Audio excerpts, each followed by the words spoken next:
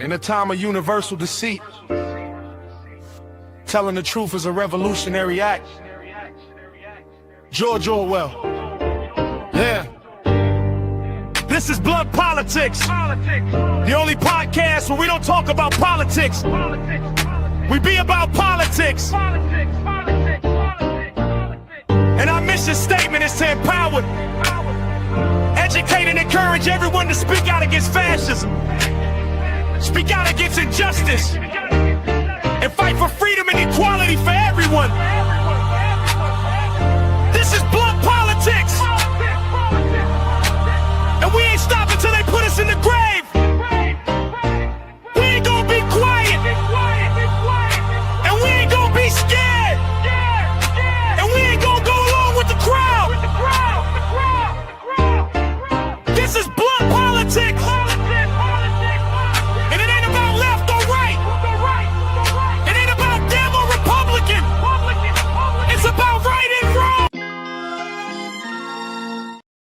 What is that all about? I don't know why that popped on. What's going on, guys? Welcome back to the show. I'm Boston Brian. This is Blunt Politics. Hit that like button. Subscribe to the channel if you're not already. Help us get to 20,000 subscribers. It's only with your help that we're going to get there.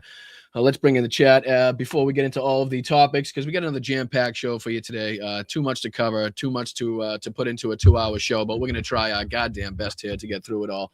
But first and foremost, let's get into the chat. What's going on, guys? How are you? Best chat on social media, best chat on the internet. There you are, looking at them right there. What's up, Pat? What's going on, people on Facebook, YouTube, Twitch, the whole 9 yards, Instagram, everybody. Make sure you're hitting the respective like buttons, whether that's a thumbs up, a bit, a coin. I don't know what the hell it is on a lot of these platforms. So just do the right thing and hit the thumbs up, will you please, for crying out loud. What's up, Thanos? What's going on, my brother? What's up, Jen? How are you? What's going on, Vincent? What's up, Petrazi, Mr. Foss? What's going on, people? Make sure you hit that like button. What's up, Alvin? What's going on, peeps? What's up, Greg? How are you, brother? What's up, Yakov? Hope you're well, my dude. What's up, Flipper? What's going on, Rox? What's going on, Roxanne? What's going on, Roxanne number 2? Appreciate you guys. A lot of Roxannes in here today, and I can't thank you enough for it. What's up, Laser Sword? What's up, James? Appreciate you guys as everybody filters in. But yeah, lots to discuss today. Lots on the plate. As always, there's never a dull moment when talking about politics, but we'll be talking about how Trump again claims to be exonerated, which is just utterly asinine at this point. I think you guys all realize that. We don't have to really divulge too much into that or, fucking dive too deeply into that. But it's asinine that everybody at this point has the same response. Like, how could you possibly say that? But nobody actually gives that response when he's given his answer, because he's handpicked the people that are asking the questions. We're also obviously going to be diving into the incident at the Pawtucket Ice Arena. Growing up in a hockey rink, having spent probably more of my childhood in a hockey rink in New England than outside of a hockey rink. This one kind of hits home more than others do, but obviously we'll be diving into and covering a little bit of that as well. But Trump's crutch, this is another story that a lot of people are talking about, because Trump's crutch of, how he's always talking about how not only his crutch, but all of the right-wing commentators that love to bring up, Donald Trump disowned Jeffrey Epstein, and once he found out about this and what was taking place and this and that, he was told by people at Mar-a-Lago he disowned him and yada, yada, yada. Well, they use that as the crutch to kind of, get Donald Trump, disassociated with any of these Epstein files, at least in their head, right? We've gone over a lot of the people. We'll see a few of them today, because Sean Ryan, ex-CIA, ex-Navy SEAL, Sean Ryan's coming back at Pam Bondi, coming back at Donald Trump. So we'll be diving into a little bit of what he had to say.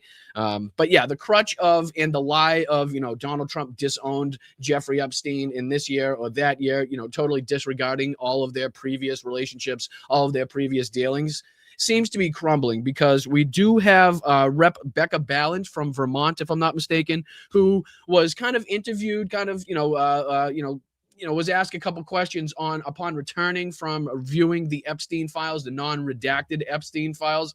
And the answer that she gave and the response that she gave kind of blows Trump's lie right out of the water. So that goes along with Trump claiming to be exonerated again. Steve Bannon's connection to Jeffrey Epstein gets exposed and gets deeper by the day. That just, again, fits in line with all of the Trump associates, all of the people closely affiliated with Donald Trump, and how they themselves also had close relationships with Jeffrey Epstein, with the sex trafficking ring, and with all of the other fucking egregious crimes that were taking place. So we'll be talking about that. Like I said, the Sean Ryan clip. We also have a Substack that I wanted to dive into that was kind of put out by a tweet, Roger Sullenberger. Let me see if I can throw this on the screen because you guys might be able to follow it a little bit easier if you're looking at it, because that's how it usually works. Let me throw that up there right there. So this is the tweet in question here. Roger Sullenberger talking about, because a lot of people have brought up the point, and I've made the point myself, that a lot of the allegations, a lot of the hotline tips and the people calling in, like a lot of these allegations are extremely explosive, but they're just that. They're just allegations at this point and need to be corroborated, need to be investigated to, again, the furthest extent we could possibly investigate them to confirm or deny any such allegations. So, but what this is referencing is basically the fact that the FBI did interview a victim who credibly accused Donald Trump of sexual assault, according to the Epstein files document, undermining claims that Trump has not been accused of wrongdoing, again, which would directly tie Pam Bondi to perjury, further perjury, by her clearly stating under oath that there was no evidence to suggest that Donald Trump was involved in any way, shape, or form. Right. So it's unclear what became of the investigation, but he put out the report on Substack. This is a graphic associated with the Epstein files in which the Donald Trump's FBI made themselves. And you can see Donald Trump is the first person listed. We'll go through the list when we dive into that specific topic. And then obviously we'll be finishing off with some Ukraine news, because the tables have turned. At least we're going to be looking into the Zaporizhia Oblast. We're going to be looking into, southeastern Ukraine, as far as the Ukrainians now taking back territory, or at least pushing the Russians out of territory that took them months and months and months to gain, now being totally erased in about a week's worth of work by the Ukrainian military. So we get a few different videos to dive into that kind of give us the details and what's been taking place, how much the Starlink and the lack of Telegram has affected the front lines and has kind of discombobulated the Russian front lines to allow the Ukrainians to make the moves that they've been making in these areas. So again, diving into all of that, but we're going to start off today with what took place in Pawtucket. This is horrendous all the way around. There are obvious political associations with this, considering the suspect and considering the suspect's past. I'm going to do my best to kind of keep the politics out of this one if I can, because I just think there's ample opportunity on this one for both sides to get their political shots in, and I just don't think it would further the conversation, further the real issue, which is not only gun violence, but also the secondary issue of mental health in this country, also in being able to keep the guns out of people's hands that shouldn't be able to access the guns, right? Because this is obviously a WGAC TV clip here talking about the 2 killed, 3 killed if you include the suspect, including 3, I believe, that were hospitalized. I haven't heard the updates. I did look right before I came on to see if there were any further updates as far as the conditions of the people in the hospital. I have not seen any. I'm looking right now as we speak. Last one I can see is about 28 minutes ago, and that's more about the identity of the shooter.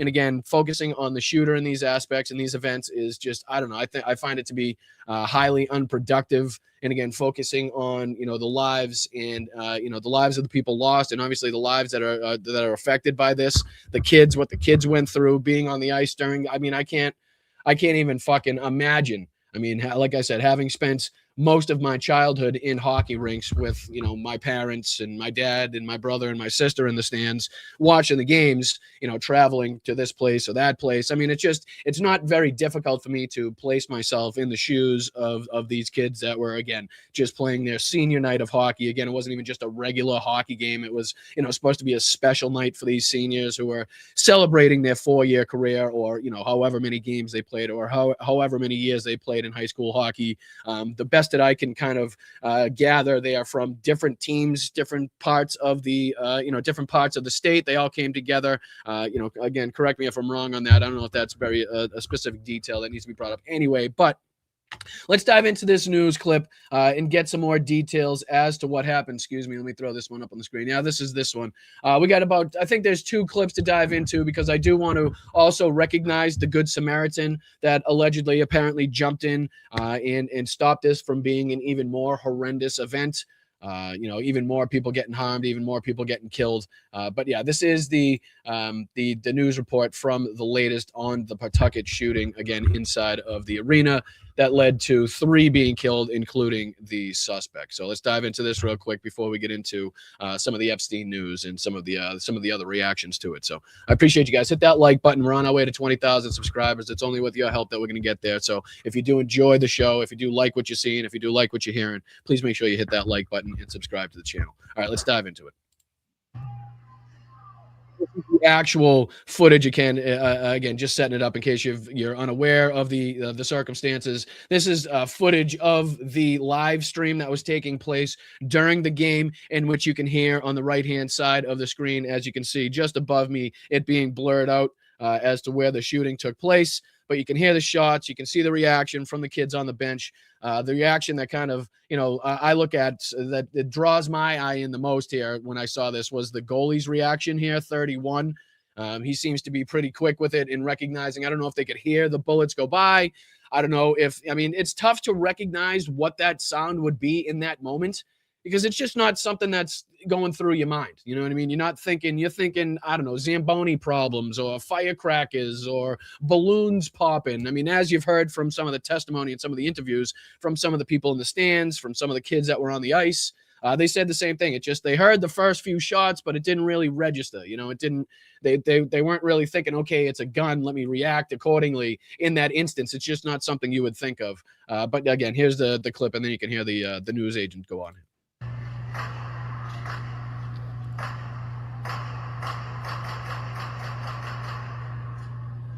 I mean, you can see just how quickly they do recognize. And again, I don't know if that's because of the sound of the bullets passing them or just the recognition of the sound itself. But you can see how quickly the people react to what's been taken, to the sound of the shots in the corner there.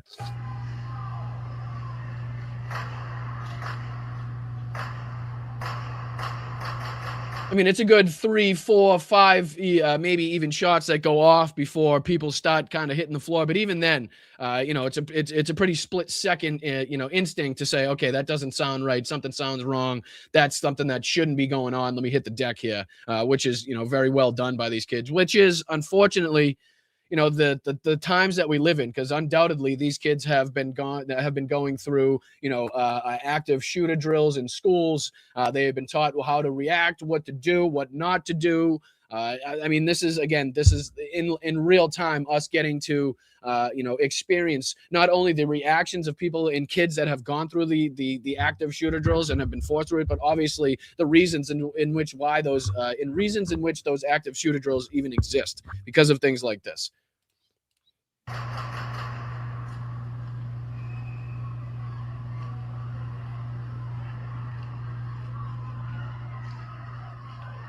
And of course, you can see everybody piling out there. And what's crazy is you did see the one kid here, this one kid skating over to the sound of the shooting.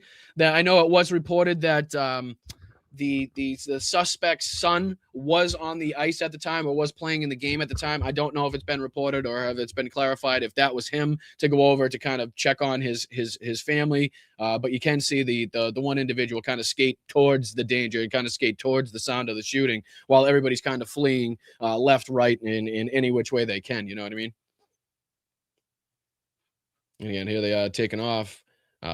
There's we might see on the next news clip here that, kids they barricaded themselves in the locker room. Kids even went as far as to run completely out of the rink to businesses, across the street, still in their skates with their equipment on, with their sticks. And I mean, it was obviously total and complete chaos here, and just a horrendous situation all the way around. But a clear example of why we need some clear-cut gun legislation in this country, and the better ability to deny access and people the access to weapons when absolutely they would never deserve to get one, or they never have the mental capacity to have them in the first place. You know what I mean? So I do believe they go on to kind of interview. Let me see here. Yeah, this is the next one I wanted to show here, because this is more of an update and speaking to some of the people that were there on what took place, and also the Good Samaritan that jumped in to stop the gunman, which is obviously that's something that needs to be commended as well. I don't think they've released any details or information or the identity yet, as far as I have seen reported. as far as the Good Samaritan is concerned. But definitely something that needs to be commended if indeed that did take place. But again, this is WBZ News, just giving an update on what took place here. Team coverage tonight, beginning with Brandon Truitt live outside the rink. And Brandon, police just identified the gunman. Yeah, Lisa, they did just a few moments ago. But, Lynch Arena is really a staple for the local hockey community. Playing here is considered a rite of passage. But police say that this storied venue turned into a crime scene today over a family dispute, and 3 people are dead because of it. Tonight, a Rhode Island community shattered by gun violence. A boys' high school hockey game at Lynch Arena in Pawtucket was in the first period. Players on the ice when shots rang out. Rapid gunfire, nearly a dozen rounds, filling the arena around 2:30 Monday afternoon. Spectators and players running for their lives. Pawtucket police say this appears to stem from a family dispute. Authorities identifying the gunman as Robert Dorrigan, but say he also went by Roberta Esposito. Police say Dorrigan shot 5 people before turning the gun on himself. Our CBS affiliate in Providence, WPRI. Again, I should probably, not to make it into a political thing, but I should probably give you more context as to why I said that both sides would kind of have the ammunition if they're looking for it to make this a political issue, because of the suspect in question, because of his, sex change operation, because of him being a transgendered person. But not only that, because he's also a MAGA supporting, SS tattoo having transgendered person. Obviously gives, like I said, as you could probably tell just from the details given there, both sides the ample opportunity to kind of dive into this and make it a political issue, which I'm not going to do. But again, just to give further context as to why I said that earlier, to fill you in a little bit more. But people are probably diving all over this on Twitter without a fucking doubt. Reporting the gunman was the father of a North Providence high school senior, and that the student's mother was killed in the rink. A sibling died at the hospital. 3 others remain in critical condition. Authorities say one is a family friend. It's a tragic event for everybody that was there today, but especially a family. There were so many family members there that were part of this incident. So again, we respect their privacy and we're trying to work with them. The place was packed when shots were fired. People ran out of the arena into nearby businesses. Video from inside one of them shows players running in with their skates on. Again, this is a convenience store across the street, and you can see them still helmets on, equipment on, skates on, ran across the concrete right out of the rink.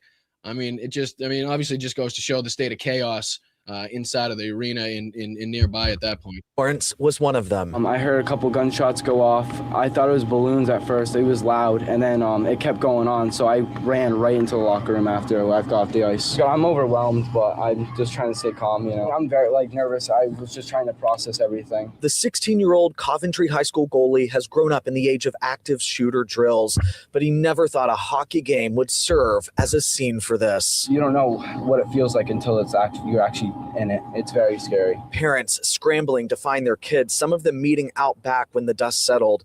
Others were put on buses and taken to reunification sites. You don't see that stuff happening inside ice rinks.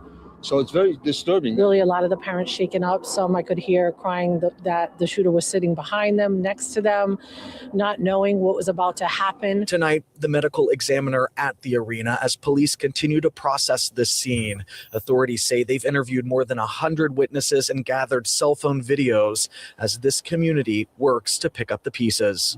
So not only did they have to go through the traumatic experience, but they don't even get to, they get bussed to the police station after. Like you heard, more than 100 people bussed to the police station to give their testimony, to give their, the firsthand account of what they saw, the videos that they may have recorded on their cell phones and whatnot, obviously to help further the investigation. Just a horrendous situation all the way around. And, obviously condolences and prayers up to everybody affected by this, the families, the friends, the kids on the ice, everybody that was, affected by this. So I wanted to make sure that we touch base on that, not only because of, how much I can relate to the situation, having grown up playing hockey in the New England area, but also just because of the overwhelming need for more gun legislation and better gun control in this country, and continuously highlighting these egregious moments that continuously happen in this country is unfortunately the only way that we're going to get people to realize just how big this problem and just how widespread this problem is. But yeah, I just want to make sure that we dive into this. No, it was WBZ. WBZ was this one. Sorry, Vicky, if I see your question in there. If that's not associated with what I was showing, my apologies. But yeah, this one was a WBZ News Boston clip here. It's all right. All right, on to our next quick little flyby that we're going to have in here. We got a lot to cover. We're not going to spend too much time on this. This is another clip that's making the rounds here on social media. And I feel like the only reason I'm going to touch base on this, and I could have chosen any one of 40 different accounts and channels and podcasts that is covering this, from Breaking Points to the I've Had It ladies that you now see on screen to the Majority Report, and on and on and on and on and on. A lot of people covering this. And I think this is kind of falling right in place with the Jamie Raskin criticism that I had from the other day. Again, just very specific criticism on how to, approach the voters that we want to gain on our side, how to approach, what the response from the public on what they're demanding as far as accountability, as far as holding these people responsible for these crimes, for the lies that they've told in front of Congress, for the illegal and criminal acts that they've, perpetrated around the world. All of these different things that could be brought up as far as what we're going to seek when we take back power and what we're going to look for when we take back power. That's kind of the specific criticism. So I don't want to make this into a huge thing, as far as bashing this person or that person. But I think here's another clear-cut aspect of a so-called Democratic leader not understanding and not hearing what the people are saying. Because at this point in time, to still be unable to say that you're not going to take AIPAC money, that you're not going to be associated or affiliated with the Israeli lobby in any way, shape, or form after the genocide they've absolutely been perpetrating for quite some time now, is egregious to me, is definitely missing the moment. It's missing the point. It's missing what we heard from voters, obviously, and what they were frustrated about earlier on. So it's definitely not recognizing that either. And again, this is just a small aspect of criticism. And again, a lot of people are touching base on it. So I felt necessary that we kind of cover it to the best of our ability as well, because, it's at this point in time, again, in 2026, knowing what we know, how you can't be ready and set to go like a fucking loaded weapon with the answers, and with, obviously saying, no, I'm not going to take money from this pack, that pack, or the other pack. Obviously, I recognize how crazy that would be of me taking money from Republican side, Republican donors, and then trying to, again, act as in the opposition party, which we want. Right. We want a clear-cut opposition party that's going to be a clear-cut roadblock for all of the detrimental policies that they want to put in place right now. Right? Whether we have the power to do so or not, the rhetoric is very important. The action is very important. What you're telling the American people, what you want to accomplish when you do get back power, is very important. That's what people look towards, right? That's what people get. That's why they vote. Okay, that's what you're saying you're going to do when you get back into power. Great. That's what I want to see happen. That gets my vote. It's not, the podcasters and YouTubes are 25 steps ahead of us. Why don't you fucking slow your roll, and maybe we'll figure out, when we get back, power, what happens. No. We want to be ready, set, fucking go. So when the gun goes off, we can be set to go on these prosecutions with all the evidence that we already have, ready to rock and roll. So we won't dive into too much of this. I think they go on to the first clip here, but I think the second clip that I want to kind of dive into is the AIPAC clip. And again, not to kind of dive too much into this, just this secondary clip that I want to dive into. I feel like this is completely missing the moment and obviously missing the mark on where the American people are and what the public is demanding of our leaders. That's all. That's the point that I'm trying to make, no more, no less on this one. All right, let's dive into it. About AIPAC, watch this. Oh, well, I do have one question about accountability. And again, just set it up. This is on with Joy Reid and Waj Ali. I believe it's the Joy Reid show, and Waj Ali is co-hosting in this episode, if I'm not mistaken. So that's where that's where the clip comes from. I can talk, and my lips do work. I promise. I'll put my cards on the table. I'm against fascists and MAGA and Donald Trump, and I want Democrats to win, but I want the right Democrats to win. And I remember the YouGov poll that came out after the 2024 election said the main reason why Democrats stayed at home was their displeasure with the genocide that's happening in Gaza. And what we've seen is AIPAC. AIPAC now has spent $2 million attacking a moderate-leaning Democrat, Tom Malinowski, a Democrat, in the special House election in New Jersey 11th District. And we got a progressive Latina, Representative Mejia, who won, who, by the way, says abolish ICE. My question for you, if you're looking for accountability, if you're looking for change, shouldn't Democrats stop taking money from AIPAC that has spent so much money against Democrats? Well, listen, everyone's going to have to make their individual decision. My view as it relates to Democratic incumbents, first of all, is that I will continue to stand by every single one of them, whether that's Alexandria Ocasio-Cortez on the one hand, or the most conservative, moderate Democrat on the other, who's sitting in the Trump district and at all points in between, right? That's what I'm going to do as House Democratic leader. Now, in terms of how people individually fundraise, I'm proud of the fact that my average contribution amongst the millions of dollars that I've been working hard to raise for my own reelection that I use to help elect Democrats in other parts of the country is $27 per contributor. That's my average contribution. That's probably the lowest in the Congress. And so now everyone is going to raise money from their own constituents in different ways, and their own constituents are going to have a variety of different perspectives on a variety of different issues. But make no mistake, there's a big difference between Democrats and Republicans, and we're seeing that right now. I know some people like to project otherwise. How one can see the horrors of what has been inflicted on the American people since January 20th of last year and conclude otherwise, or want to try to suggest that there's no difference in one's quality of life. When I go to Bedford-Stuyvesant or Brownsville or East New York or Canarsie or the West End of Coney Island, people know that their life is being made markedly worse because of who's in office right now, both in the White House and the House. Well, Representative. I'll let him go on here. And we're determined to do something about that. Just a quick follow-up. So that means, will you stop taking money from AIPAC? I'm going to continue to raise money in the same way that I've been raising it, where the average contribution from millions of people across the country is $27. And again, I have absolutely no problem with everything else that he was saying about going out and talking about how much Donald Trump has diminished the American, popularity on the world stage, or diminished the economy, or diminished everybody's life as far as when he took over, and the cost of living, all of these different problems that we've seen erupt since he took off. No problem with any of that. But as far as the AIPAC question, I just think that's specifically what I'm calling out. I want to make that very clear. That's specifically what I'm calling out in this instance. I don't think it should be very difficult for us now to come out and say, yes, I am absolutely never going to take another dollar from AIPAC.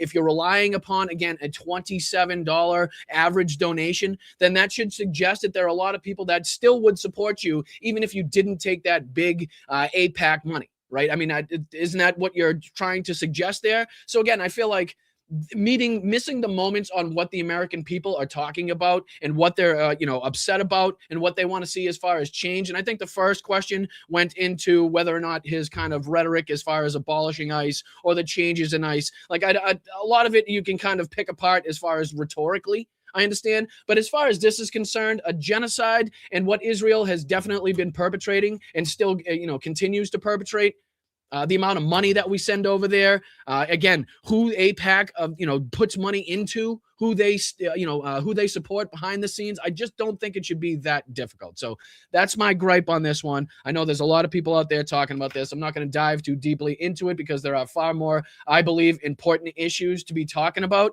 Rather than, again, calling that specific moment out in this. But again, it's something that we do need to talk about because it has the ability to sway or dissuade a lot of voters out there. And as much as I disagree with anybody fucking staying home, because they disagreed with this policy or with what they were doing here, because they didn't recognize that Donald Trump was going to be far worse on every single level. You guys know how I feel on that. Not voting is just as bad to me as casting a vote for Donald Trump. You are just as much to blame in my eyes for what we're facing now in the person in the White House now as anybody else that did walk out there and cast their fucking vote directly for Donald Trump. So again, you guys know how I fall on that case, and I'm not trying to do this whole both sides issue at all whatsoever. But I do feel like on the AIPAC issue, like it shouldn't be that difficult to read where the public is at on that. All right, let's dive on to Donald Trump's crutch, if you will, right? Because this has been for a long time, not only for Donald Trump, not only for everybody associated with Donald Trump, not only for right-wing political podcasters till this day, has been their crutch on trying to, again, disassociate Donald Trump from the Epstein files, even though that's, again, ridiculously stupid and insane to try to do, considering how much we know he's listed in there, how much we know he's involved with Epstein, considering we know how long his friendship were, the parties, and all the same thing that we always go over.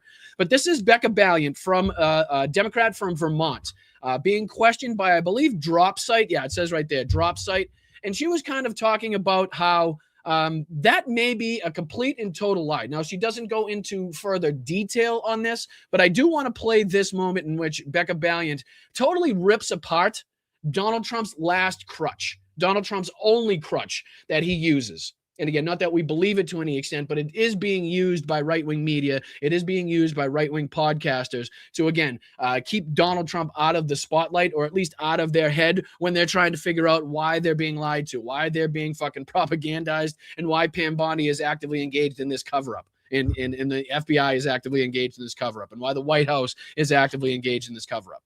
But they don't get themselves to look at Donald Trump. And they use this crutch of, oh, believe me, don't you remember the time where he kicked him out of Mar-a-Lago and he kind of disowned him?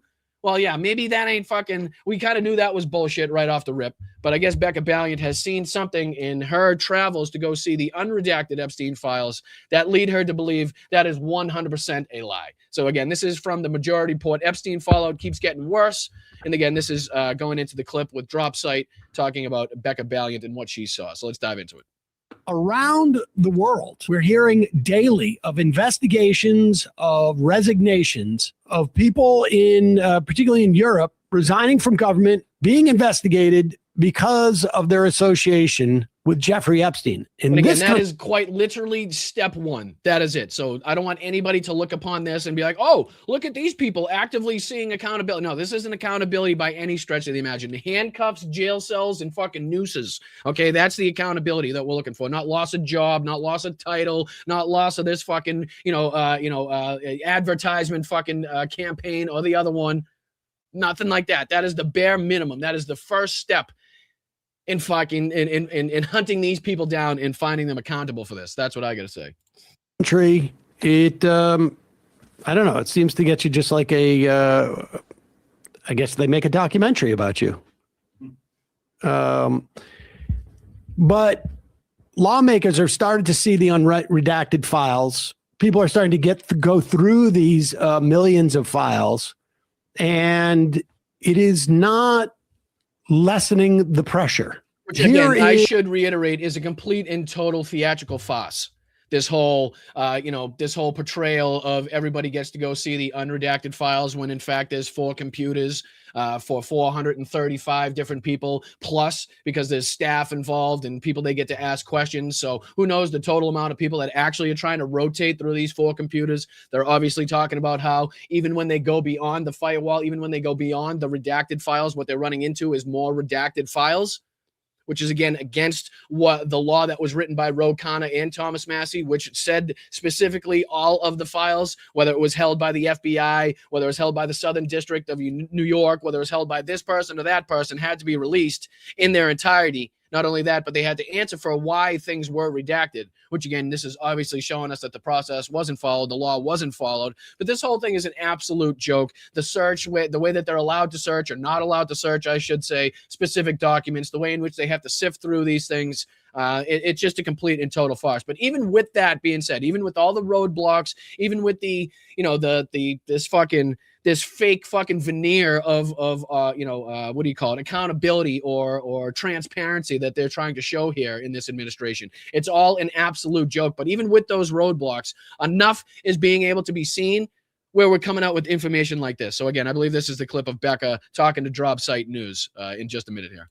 Is Representative Becca Balliant of Vermont yesterday speaking to Drop Site News. She's been going through the unredacted Epstein files. Now, understand, lawmakers have access to this.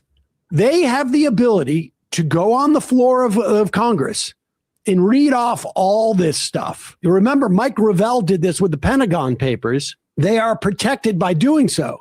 And frankly, I don't know why they don't do this.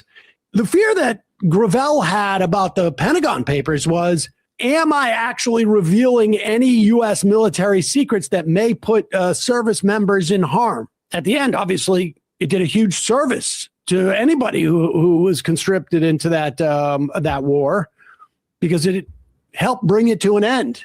But I don't see what the danger is here to go out. You don't have to name victims to the extent that they haven't already been exposed. So I'm surprised somebody hasn't already done this, although I'm not convinced we won't see it soon. But here is Representative Becca Balint. Just wanted to ask you, have you had a chance to review any of the unredacted files over at the DOJ, the Epstein files? I did. You did? Yeah, I just came from there. What can you tell us? There's a bunch of sick fucks. And I mean, anything more that we don't know? I feel like that's pretty well established. I know. I think the part that is just so disgusting is that so many people knew. Did he have any ties to any intelligence agencies? We've established some in our reporting, but wanted to know based on the file. I only had about a half hour, so I'm going to go back again tomorrow. Okay. So mostly today, I was just trying to go through a couple of documents that was particularly interested in finding out. What were those? One was related to whether or not Trump, had ever kicked Epstein out of Mar-a-Lago, as he claimed. What'd you find? It's not true. It's a lie. It's a lie. So again, there's Rep. Becca Balint from Vermont saying that she saw quite clearly in just the half hour she spent there that the claim that Donald Trump had ever kicked Jeffrey Epstein out of Mar-a-Lago, and we've heard the reports that Jeffrey Epstein's membership was still active till about 2007, 2008, I believe the reports were. So that doesn't make sense. That doesn't add up. That doesn't, float the boat, so to speak, of somebody that was just kicked out and removed for these egregious sexual crimes of stealing underage girls that were working at the spa at Mar-a-Lago. You'd still keep that guy's membership open, just in case? Just in case the judge found him not get whatever. What's the reason for that? But here she is saying that Donald Trump's crutch that he uses, I'll play it one more time, what the crutch that he uses and saying, oh no, I disassociated with Jeffrey Epstein as soon as I found out, as soon as the spa workers at Mar-a-Lago came and told me what was taking place, I was the first one to disassociate, disown him, and kick him out. Right? So that's how all of these people, that's the justification all of these people have at disassociating Donald Trump from the Epstein files. And this is the fucking crutch being kicked out from underneath the arm here. Okay? This is all of them falling face first on the fucking floor.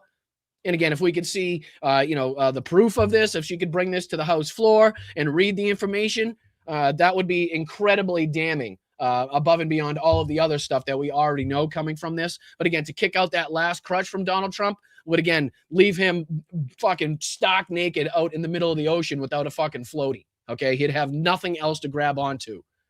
Check this out. Again, I'll play it again. Based on the file. I only had about a half hour, so I'm going to go back again tomorrow. Okay. So mostly today, I was just trying to go through a couple of documents that was particularly interested in finding out. What were those? One was related to whether or not Trump, had ever kicked Epstein out of Mar-a-Lago, as he claimed. What'd you find? It's not true. It's a lie. It's a lie. And again, the date on that was February 9th. So 8 days ago at this point already, right? So, of course, I would assume that she's had some more opportunity to dig back into those files. She said she was going back there the next day, if I'm not mistaken. So again, why isn't this information, like Sam Cedar said, being brought to the House floor where these people are protected in their speech, in what they release? Because it's in the line of duty. It's in, taking in part with their job and what they're supposed to do in protecting this country, right? Because they're afforded those rights as politicians. Take it to the House floor, read it out, let the fucking people know, show everybody the documents. And let's get this thing rolling on getting this piece of shit out of the White House right now. Because again, if this is the last crutch that he's using, then this is extremely important for us to debunk. This is extremely important for us, especially if we have this evidence that she's supposedly seen here, allegedly seen, to have that come out to the public, to have that be fucking highlighted and spotlighted for people to see just how much and just how deep these lies go and just how much he's willing to try to, again, lie to the American people and to try to keep himself out of this fucking situation.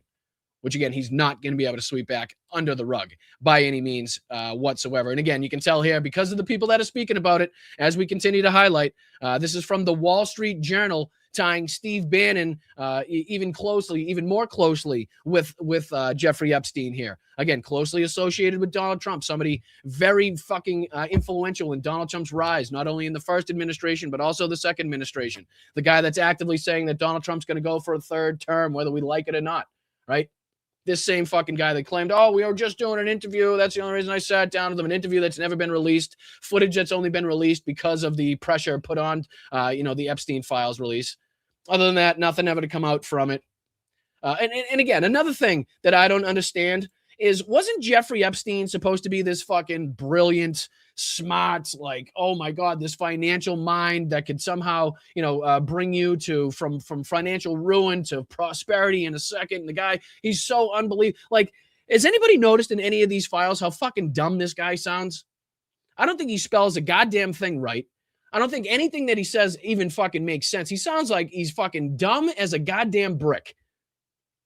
So as to what fucking reason he was used for, CIA use, Mossad use, fucking Putin's use for these governments all over the fucking country, and why all these high-profiled, influential people sought him out and how he got his rise to begin with, again, it has to be put into further question with the release of these files, because he just seems like the biggest fucking moron.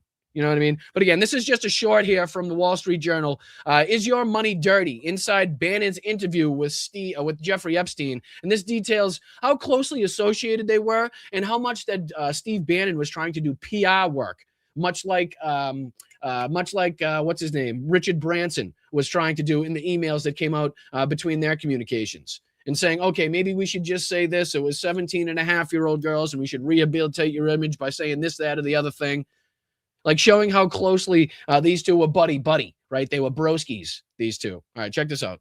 The Justice Department's latest release of Epstein files contains never-before-seen footage of former Trump advisor Steve Bannon interviewing. To put it in perspective, this is Rupert Murdoch's Wall Street Journal, okay? This isn't fucking, this isn't PBS News. This isn't Democracy Now. This isn't CNN or MS Now or MSNBC or whatever the fuck it's called, right?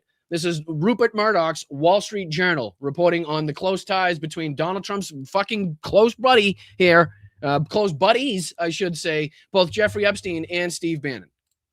Interviewing Jeffrey Epstein. Do you think you're the devil himself? I don't know. Why would you say that? Bannon publicly called for the release of the files after Epstein's death. Bundle everything together you got, sealed and unsealed, and release it all. Files released so far show that behind the scenes he had developed a close relationship with Epstein. The two had repeated contact in 2018 and 2019, discussing wide-ranging topics, including geopolitics and the Trump administration. On June 28, 2019, shortly before his arrest, Epstein emailed Bannon, "Now you can understand why Trump wakes up in the middle of the night sweating when he hears you and I are friends." Trump has said he cut ties with Epstein years before Epstein's 2006 arrest.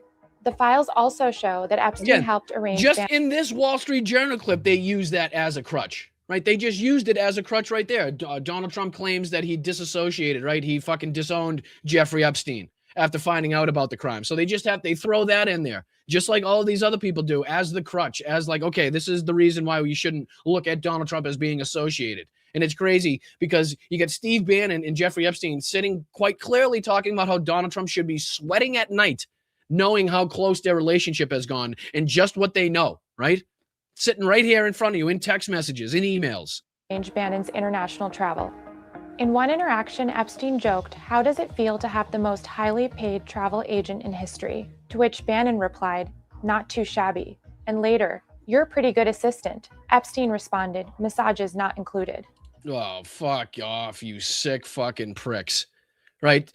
Like, these people absolutely thought they were above the world. Like, they just thought there was the pictures taken. Everything tells me that these people thought that they had it all in the fucking bag. They had the people in the right spots. They had enough money and power. And it was so widely known at that point, and nobody had done much about it, that they thought that they could get away with fucking anything.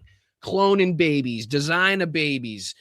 I mean, killing people, you threatening people, you name it, right? And these people thought, I mean, just sitting here, massage is not included in a direct message to Steve Bannon, talking about what a life. I mean, you just, the way in which these people thought that they were so clearly above the law, which begs the question to who else is affiliated, who else is associated. I mean, the fucking, the fact that Epstein allegedly won, multiple Powerballs, or at least, a company associated or affiliated with Epstein won one of the lotteries there. I mean, begs a lot of questions as to who was affiliated, who was associated, where they worked, how much control they had. I mean, again, all of the different, affiliations and associations with different government agencies that we've seen come out of the files. Like, fucking unreal. Like, you could see why they thought they were above the law, right? When you fucking start naming some of the people that were involved and knew about what was taking place, you could start to see why they're like, fuck it, we'll just talk about this openly in messages. We'll use the dumbest code words possible in which we could only possibly be talking about one thing, right? I mean, nobody actually talks about like pineapples and pizzas and shit the way that they, I mean, it's just fucking ridiculous, right? But again, clear-cut evidence to show you that they don't give a fuck. They thought that they had it in the bag. And this goes on. According to emails and messages, Bannon appears to have taken it upon himself to rehabilitate Epstein's reputation, telling him, "We must counter, quote, rapists who traffics in female children to be raped by world's most powerful, richest men. And can't redeem unredeemable. You are a lot of things, which we will show, but you are not that." Again, clear-cut evidence that Steve Bannon, a long time after knowing what took place, a long time after the convictions, right? What date does this say? Time, 4/30/2019, okay? 2019, people. And he's still trying to rehab his fucking image. He's still trying to give him points and tips on how he can kind of get around, what the public has already found out about him, and to try to take the small steps in coming back and making a reappearance into the public limelight. The same way, again, that Richard Branson was doing in his emails, talking about, oh, let's just make it sound like it was a 17-and-a-half-year-old girl, and that you've learned your lesson, and that, you're just a guy at the end of the day who likes women, right? That's what we read into those emails. So obviously Richard Branson wasn't the only one trying to rehab this guy's PR image in hopes that maybe Epstein would make it back into the limelight, and then there would be no reason to ever release the files, thus incriminating the people that are trying to rehab his issue. Right? Does it make sense on that regard? Like, okay, let's see if we can just totally get around this before any of this all comes out. Let's see if we can rehab your image. Let's see if we can get you back out there. Maybe get you back into the financial fucking market. Stop making people a bunch of money so you can have more and more people out there willing to cover up for you. That way that my name doesn't get brought up, right? That way the files and these fucking emails that we're saying right now don't get brought up, that are undoubtedly going to be part of ongoing and active investigations into you. I mean, it's insane. It really is, obviously. And it's, and again, as mind-blowing as it is, on the other hand, it's so fucking right down the fucking pipeline of what we thought was coming out of these files, right? So it's like, it's crazy, but it's not crazy. It's insane, but it's exactly what we thought was going to fucking come out of these files at the same time. It's like two parallel universes. The newly released 2-hour interview between the two spans topics from the 2008 financial crisis to Newtonian physics, ostensibly to humanize Epstein by making him out to be a great intellectual. Look, you're the smartest guy in the room, right? And obviously you're smart. The smartest guy in the room didn't see it coming. We reached out to Bannon. You can see that's the propaganda in Steve Bannon. Like, he knows in that moment that he's got to get some words in there to try to just kind of, what do you call them? Subliminal messages, right? So the more times you can say that he's smart, that he's genius, that he's brilliant, that he's intelligent, right? That he's necessary to people, that he can help people, right? Just kind of plants that seed into people of him being this guy that the world can't do without, right? Has only done good. No matter what he's been accused of in the past, his fucking worth is so much unexposed, is worth so much more than what he's been responsible for in the past. Like, that's the propaganda in Steve Bannon, knowing that he has to get in there. But again, seeing what we've seen come out of the files, Jeffrey Epstein was an absolute fucking moron. Couldn't spell for shit. Didn't know how to speak, unless he just didn't give a shit and hit whatever buttons he could on his little fucking BlackBerry at the time. But he sounds like an idiot. They all sound like idiots. They all sound like complete and total degenerate morons, if you ask me. They all sound like sick, twisted individuals that have absolutely no intelligence but got to their fucking points in life because of nepotism, cheating the system, criminality, not because of their brilliance, not because of their smarts, right? And again, anybody like fucking Howard Nutlick that could be so fucking, I don't know, perplexed. And at one point, and I do believe, I want to bring this up, I think that fucking Howard Nutlick and the whole story that he told about walking next door to Epstein's place and seeing the massage table and having him whisper in his ear, walking back with his wife and totally saying we'll never do that again, years before he brings his wife and his kids and his buddy's kids and wife to the fucking island for lunch after that. Like all that nonsense, was that just a whole thing for his wife, right? Like he just needed the time to kind of, get his wife to kind of sign off on this. That's what it sounds like to me. Sounds like to me like fucking Nutlick, if he wasn't with his wife when he was over there with fucking Epstein, never would have left that place, wouldn't have cared, and only left because his wife was there and maybe he saw something she wasn't supposed to see, right? Until he could either get her on board with what was going on or get it across to Epstein that we got to keep it kind of hush-hush around the misses, if you know what I mean, right? Which who knows if that was well planned ahead of time before they went to the island. Hey, Jeff, can you keep all the kids tied up that you got there? Can you keep them in the background so my wife and kids don't see them? Yeah, that'd be great, Jeff. Awesome. Yeah, we'll be there at about noon on the yacht. Can you tell my fucking pilot where to land the plane? Yeah, awesome. Thank you, you scumbags. To Bannon for comment, and he did not immediately respond. In previous comments to media, he has denied media training Epstein. In one of the few moments of pushback during the interview, Bannon gives Epstein a chance to reflect on the ethics of his past actions. Is your money dirty money? No, it's not. So, in fact, Why is it not dirty money? Because I earned it. Again, it's just to show the close association of not only Donald Trump to Jeffrey Epstein, but everybody closely associated with Donald Trump to Jeffrey Epstein. So this isn't like, 1 degree of separation here. This is even if we were to stipulate what all these morons are saying, and to totally fucking remove ourselves from the planet and the brain completely out of our head, to be like, yeah, we'll disassociate Trump from all of this. How do you disassociate all of the people he's now got in his administration or has been friends with for decades or is fucking closely affiliated with or in business with? Like, how does that work for you guys? Like, how do you get by, even if you do find yourself somehow fucking neck deep in the mud of bullshit that is the MAGA fucking propaganda? How you can move to the second level there and be like, well, Elon, Howard, Bannon, the rest of these fucking sickos that Donald Trump's associated with. Like, how do you get past that next roadblock? I'd really want to know. I'd find that completely interesting. I really do.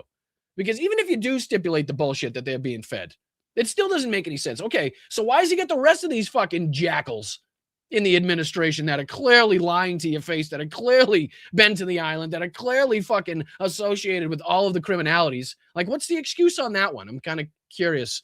I've never heard really the answer. I think they don't go past that first. They don't go past the first stage of the bullshit propaganda. But again, to bring up more aspects and evidence of people speaking up about this or against the administration and what Donald Trump's kind of putting out in there, Sean Ryan here.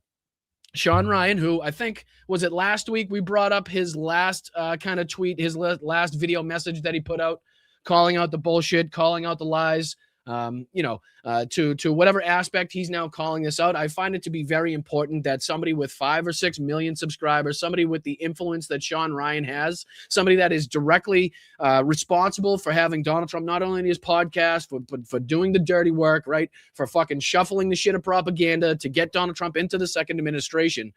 I think it's very important, as pissed off and as harmful as it was to have him, support MAGA and support Donald Trump and have him on his podcast. I think it's equally damaging to the MAGA brand, to Donald Trump, to have him turn the way that he's turned. So that's why I find importance in bringing up these kind of video clips and highlighting the people that are speaking out, like the Marjorie Taylor Greens. As much as we despise Marjorie Taylor Greene here, there is importance, there is necessity, and there is a benefit into highlighting just who is speaking out, right? And how closely tied and affiliated they were to the MAGA brand, right? They were the MAGA sycophants not that long ago. So if they've done this 180, right? If they've been if they're coming out of the fog now to realize that they've been fed a spoonful of bullshit, then it's on us to again, highlight that aspect, not only because, we do need voters on our side, right? And to whatever extent you guys are willing to, I don't want to say excuse by any means, because that's not the correct word, but, at least to recognize people that are willing to recognize their own faults, right? and at least allow them the time to come out and say that they were fucking lied to say that they were propagandized, to say that they fell for the nonsense, right? Like, we got to at least afford them that time. And again, I'm not going to, tell each individual out there how to treat so-and-so if they're trying to come back into the realm of reality here. But that's totally upon you. But at least to this extent, it is politically expedient upon us to continually highlight just how bad it has gotten for Donald Trump and who is speaking out against the lies and how much people are looking at this and it's not going away. So that's what we continuously try to do here on the Blunt Politics podcast. I do appreciate you guys. Again, hit that like button if you haven't already. Please subscribe to the channel if you find yourself coming back, if you like what you're hearing, if you like what you're seeing. We're on our way to 20,000 subscribers. And again, it's only with your help that we can get there. There's a Venmo up in the left-hand corner here. You can send a buck or two there. It's the quickest and most direct way to, help the channel. You can go the old-fashioned route and send a super chat or a super sticker into the old Chatsky there, or you can sign up for patreon.com/BostonBrian or for a YouTube membership just below me. So please do any one of those things if they do fit your financial capabilities. I really do appreciate it. We don't sell you anything here. There's nothing hidden behind paywalls. The Substack you don't have to pay for. I don't sell you any products and lie to you and say they changed my life when really I got them last night in the mail and was paid a substantial amount to say that. Nobody is here covering or changing or swaying my opinions. I'm not afraid to speak about things because I have advertisers in the background that may not like what I'm talking about. So everything that you're hearing here is coming directly from me and is because of the contributions and the generosity of you guys here watching. So I really do appreciate it. Again, this is ex-CIA, ex-Navy SEAL Sean Ryan. If you recognize or you remember, we talked about him, I think it was last week, if I'm not mistaken, of him calling out Pam Bondi and Donald Trump originally. Well, he's back at it with another post here. Pam Bondi, the Epstein files, aliens are real, and what's the other guy's name again? And this is, again, Sean Ryan calling out Donald Trump and Pam Bondi. I've been pretty quiet about Pam Bondi in front of Congress the other day, talking about how the Dow's up to 50,000. Hey, Tig, what's up, kiddo? Good to see you. Thank you so much for watching. I very much appreciate you. Tell everybody I said hi over there from me to you, all right? Appreciate you, T. Thank you so much. Hope you're having a great day. All right, here we go. Nobody gives a fuck, because what you should be talking about is how you are going to investigate and prosecute any pedophiles that were running around on Epstein Island that you're affiliated with. But we didn't talk about that, did we? Oh, and what's the excuse? What was the excuse? Oh, if we prosecute everybody, the whole system would go down. Well, you know what that sounds like? He makes a good point here. He makes a good fucking point here that it's going to be difficult for MAGA to fucking moonwalk and tiptoe around this, right? I don't know how well they can river dance, but I don't know how they're getting around this point of Pam Bondi quite literally saying, well, it would take down the whole system. Well, isn't that what Donald Trump claimed he was going to do in his first administration? Wasn't he going to drain the swamp? Wasn't he going to go in there and get rid of all the corrupt criminal illegals and people fucking, weaponizing the Justice Department and this, that, and the other thing? Well, it sounds to me like exactly what they're trying to avoid at this point. So again, how do you get around that talking point? You know what that sounds like? That sounds like how Trump ran his campaign. Let's drain the swamp. Doesn't that sound a lot like draining the swamp? It actually is drain the swamp served up to you on a fucking silver platter. But you're not going to take it, are you? You're going to protect pedophiles. You're going to protect pedophiles rather than go after them and hope that everybody's happy that the Dow hit 50,000. Are you fucking out of your mind? I guess the whole drain the swamp campaign promise was another fucking bullshit lie, huh? Man, the lies are stacking up fast. I've never seen so many fucking lies appear in, a year? And again, we have to take this with a ginormous grain of salt as well, because again, to what degree you could possibly have sympathy or empathy for somebody that, again, we could point back to not only Donald Trump's entire fucking past as a con man and a fraudster, right?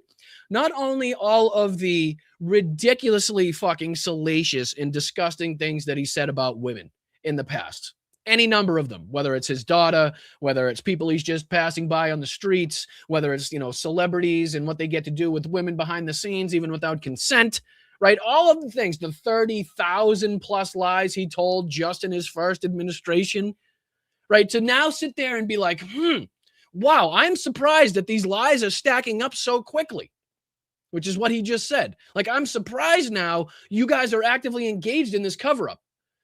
Like, to what extent do you honestly have empathy or sympathy in this regard for somebody that totally disregarded Donald Trump's past relationship with Jeffrey Epstein, right?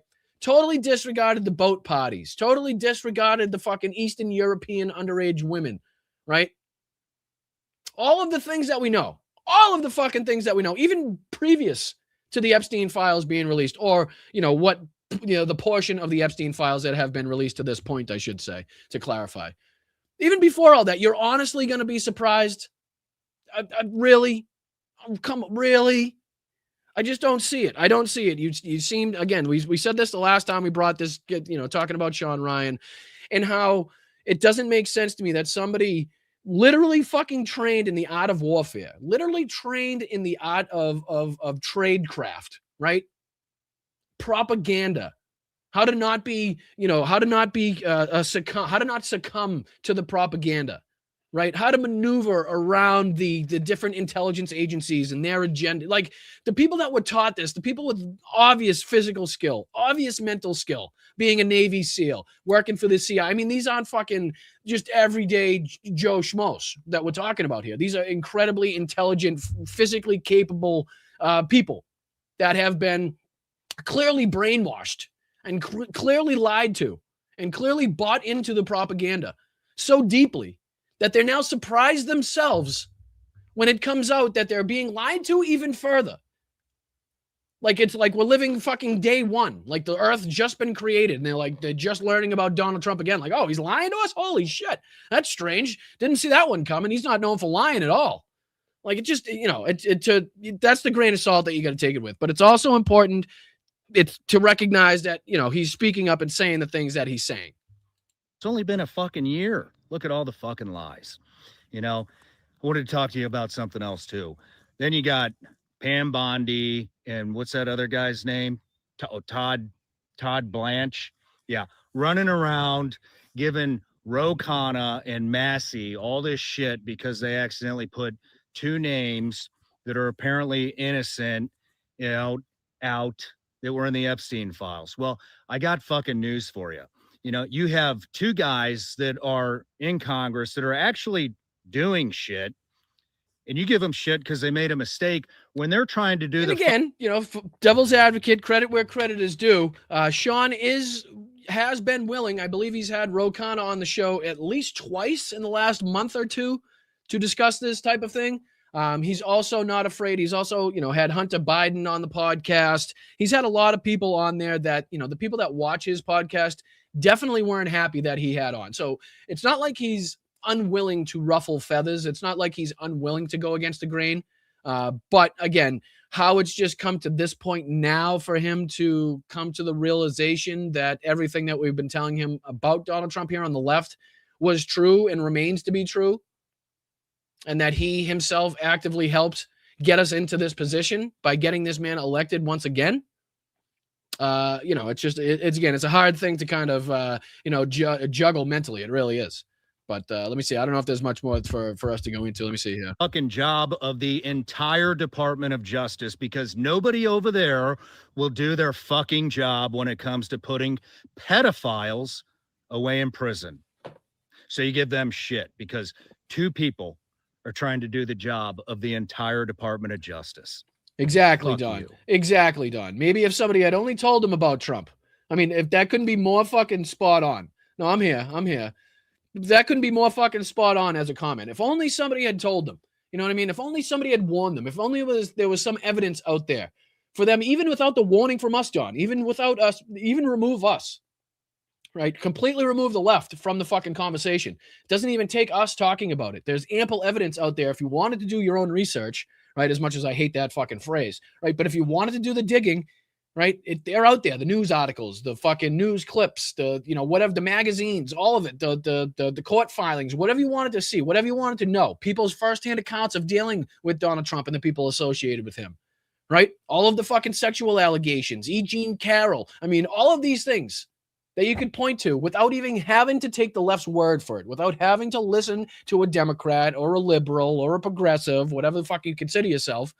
You don't even have to take our word for it. There was so much in there, so much out there already that you could look at to be like, maybe this isn't the guy we should fucking put back in office. That, again, you don't even need to, it shouldn't even have to go that far.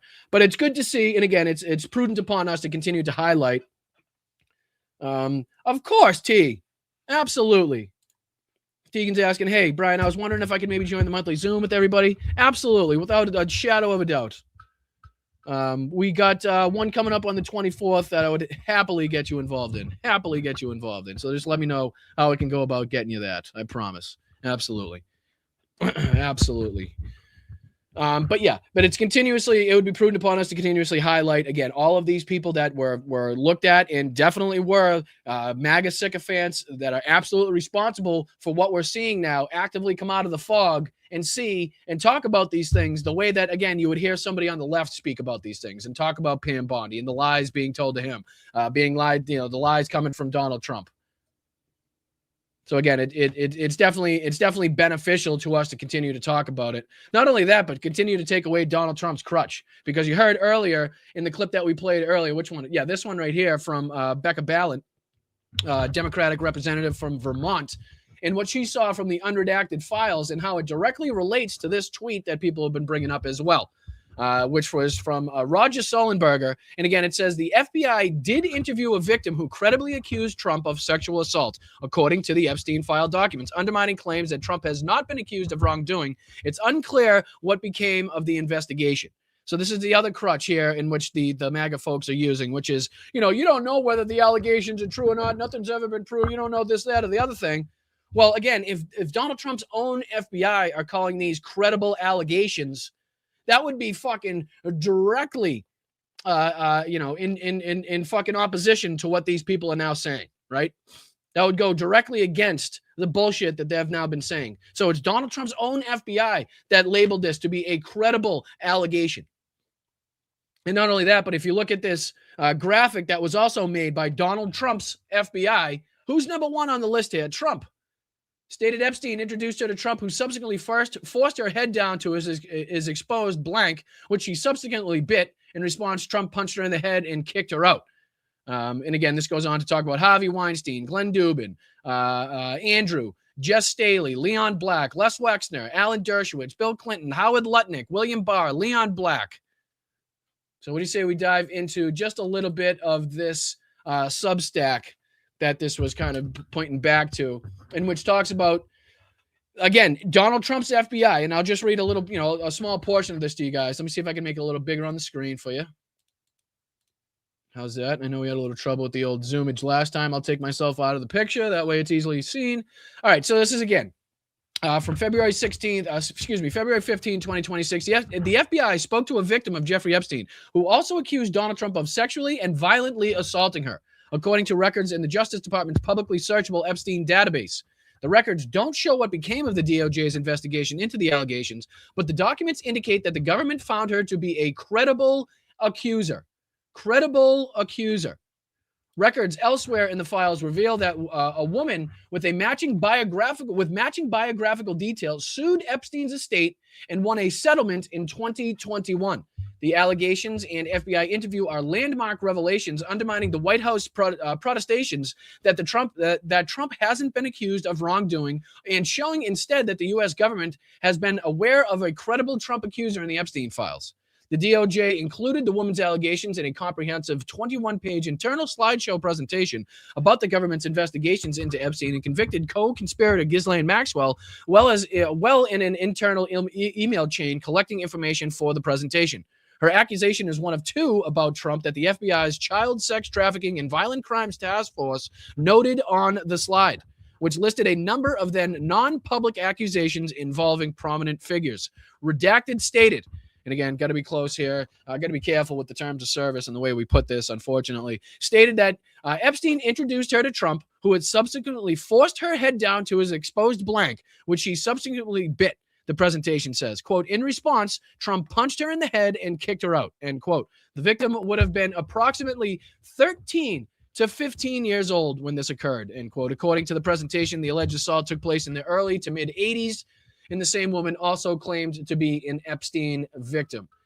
And again, it goes on. The second Trump claim on the slide, the Epstein introduced a victim to Trump when she was only 14 years old, saying, "This is a good one, right?" To which Trump agreed, carries immense credibility within the DOJ. That claim in an incident at Trump's Mar-a-Lago club in 1994 came from a key government witness whose testimony at trial helped DOJ prosecutors convict Maxwell, the files reveal. Both the presentation and the email chain were created last summer around the time Deputy Attorney General Todd Blanche interviewed Maxwell for an anachronistic jailhouse proffer. The assault allegation initially came via a lead called into an FBI hotline. According to an internal records about the hotline tips, the Trump accusation sits atop the list, which also contains salacious, unverified, and often bizarre accusations against Trump. The notes show that the FBI followed up on the tip, learning that the victim's identity from the caller and preparing to dispatch agents to the Washington office for an interview. So again, this is what people have been talking about. So there are absolutely accusations that sit on top of the list, some of which are salacious, unverified, and often bizarre, as the writer admits. But this one here was specifically labeled by Trump's FBI as a credible accusation. And it goes on here to list details in which it actually shows that they went and followed up with the victim and spoke to them either face-to-face or one-on-one. But the slideshow presentation and the internal emails last summer don't cite the hotline as the source for the tip, as they do for a tip about Bill Barr. Instead, both cite the victim herself as the source claim, showing that the FBI spoke directly with the Trump accuser. Elsewhere in the slide, a claim about former President Bill Clinton is attributed to someone specified as not a victim. While it's not clear what became of the investigation into Trump's claim, details from the tip match other records in the files, including an FBI write-up known as the 302 form of an interview with Epstein victims and her lawyer. The interview was conducted July 24, 2019, and entered into FBI's case files on August 9, the day before Epstein was found dead in his jail cell. The first 2 pages of the interview featured redacted blocks of text, as you can see here on the screen. Most of it, if not the majority of it, being completely redacted. Later in the interview, the woman discussed a photo of Epstein and Trump that someone had sent her, which was still saved to her phone. The victim asked the agents if she could crop someone out of the picture, Donald Trump. When FBI agents asked if she could explain why she wanted to crop Trump out, the woman hesitated and her attorney answered, saying redacted. So the answer from the attorney is redacted as to why they wanted to crop Donald Trump out of the photo that she still had saved to her phone. So redacted was concerned about implicating additional individuals and specifically any that were well known due to fear of retaliation. Right? So they wanted to basically keep Trump out of this because he was a well-connected, powerful person, and they were fearful basically of their lives or their reputation or their career or all of the above because of fear of retaliation. Quote, of note, the particular image sent to her was recognized by agents and widely distributed photograph of Jeffrey Epstein and current United States President Donald Trump, the 302 says. Epstein database searches for this victim's case number 3501.045 turn up other affiliated documents, including a July 19, 2019 memo showing the FBI Seattle's Washington field office handled the interview. The woman's Epstein's, quote, victimization occurred in the 1980s when the caller was approximately 13 to 15-year-old and resided in the redacted island of South Carolina. The reported victim provided enough preliminary information to warrant a follow-up interview. Those biographical details match the initial tip, which notes a criminal history in South Carolina. They also match public reporting about a South Carolina victim relocated to Vancouver, Washington, close to Seattle, which would match up as to why the Seattle field office would take the call, who filed a lawsuit against Epstein, receiving a settlement from his estate in 2021. So again, if it's the same person, judging by the biographical details, as they say here, that won a settlement from Epstein's estate, one would assume that they had absolutely substantial and credible evidence that led to them winning that lawsuit, right? According to reports about the lawsuit, the victim claimed that she also had been assaulted and raped by other prominent wealthy men she met in other states, most specifically when Epstein took her to, quote, intimate gatherings in New York City. The alleged sexual and violent assault at Trump's hands took place in New Jersey, according to FBI notes. The woman's reported settlement with the Epstein estate came despite a seeming paucity of hard evidence to support her claims. The 302 notes that the victim said she, quote, never would have written down what happened to her. Only two people about the abuse. One of I would assume that only two people know about the abuse. One of whom is her mother, who had passed away and did not keep formal diary, and she did not make any recordings of any kind regarding the incidents. But again, this clearly shows a different story that we're hearing from Kash Patel, that we're hearing from Pam Bondi. Directly correlates the lies that they told, in front of Congress to perjury. As far as what we know is coming out of these files, as far as what we know, the FBI, working again under Donald Trump, found to be credible evidence, credible allegations against Donald Trump. Right? So not only is the crutch of, hey, don't worry, we disassociated and disowned, Jeffrey Epstein when we found out about it, a bullshit lie, according to, again, Democratic representative from Vermont, Becca Balint. But now this whole bullshit of Pam Bondi and Kash Patel not seeing any fucking evidence of sex trafficking, or Pam Bondi saying she saw no evidence whatsoever Donald Trump engaged in any criminality, is complete and utter horseshit. Right? Complete and utter horseshit, as told by his own FBI. So again, FBI interviewed Trump accuser. Epstein files show Trump was credibly accused of sexual assault in the Epstein files. It's unclear what became of the DOJ's investigation. So the more we continuously highlight and kick out the crutches that Donald Trump is using to kind of, again, disassociate himself with these files, or at least lie to some fucking ridiculous attempts to disassociate himself with these files, the better off we're going to be. Right? The better off we're going to be. The better job, we'll be doing it, again, taking away all of the bullshit. And, again, speaking of the bullshit from Donald Trump, what do you say we dive into the moment where he again says he's been completely exonerated? The guy that, again, has been reportedly listed 1 million fucking times in these files. The relationship that we definitely know of between him and Epstein, well before any of this was to come out of his disassociation or alleged disassociation with Epstein. All of the parties that we know he was at, all of the flight logs that he's listed on, the planes that he owned that were previously owned by Epstein, all of that put together, and he now thinks he can get away with telling the American people that he's, again, been exonerated from this. So this is real quick. This is about, 30 seconds, maybe a minute of him bullshitting to the American people, again, without any further pushback by any of the reporters in the press pool on Air Force One, by saying, can you just give me one piece of evidence, again, that you're using to say that you're exonerated from any of these, please? But no pushback whatsoever, and listen to this bullshit. I have nothing to hide. I've been exonerated. I have nothing to do with Jeffrey Epstein. They went in hoping that they'd find it and found just the opposite. I've been totally exonerated. In fact, Jeffrey Epstein was fighting that I don't get elected with some author, a sleazebag, by the way. And I've been totally exonerated. No, they're getting pulled in, and that's their problem. I mean, just the fucking, the stupidity, the ignorance that it takes to get out there and think that people are going to believe this, right? And again, we've shown ample evidence to suggest that even people on the right now are coming to their senses to whatever extent, to be like, okay, this is fucking ridiculous at this point. Like, clearly he's covering up something. This is bullshit. He's lying. He's telling us to move on while also saying it's a hoax, while also saying he's exonerated. Like even the MAGA base is fucking like, all right, this ain't floating my boat here, pal. Like something's got to give at this point. Like, to come out here and say that he's been completely exonerated is just, I don't know. Like, there's not enough words in the English language in the dictionary to, again, define how stupid, ridiculous, ignorant, incompetent this is, right? How foolish, how nonsensical. Again, all of the words, all of the terms that we could possibly think of in this situation that nobody, absolutely no fucking buddy believes, is the fact that he's been exonerated. And boy, does he look like shit. Good golly. Holy fuck.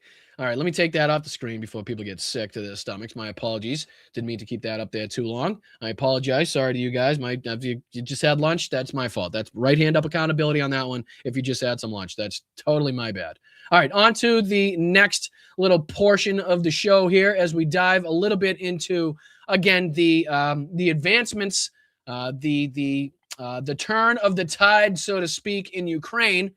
to, again, whatever extent that we're now seeing it. I don't want to overemphasize it to any point or to any extent. But again, any change in the ongoing situation, any change, any positive change that we can look at here by Ukraine is going to be, again, a welcome sight.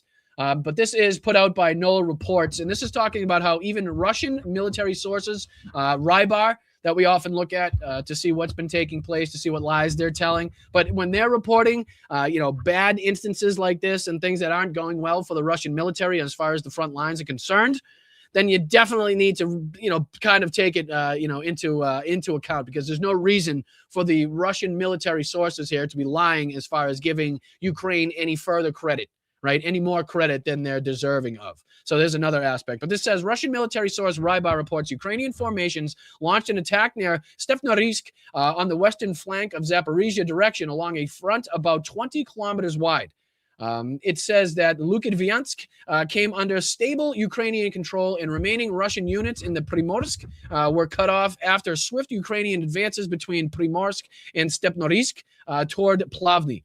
Which is a good thing to see. Some reports are saying that now Ukraine has taken back some 200 square kilometers of territory, again, pushing back the Russians, and again, totally eliminating months and months and months of progress that took them God knows how many dead and wounded soldiers to accomplish in the first place. Which brings us to the Preston Stewart video here that's going to depict in detail just that. This is titled Russian Progress Erased in Just 1 Week.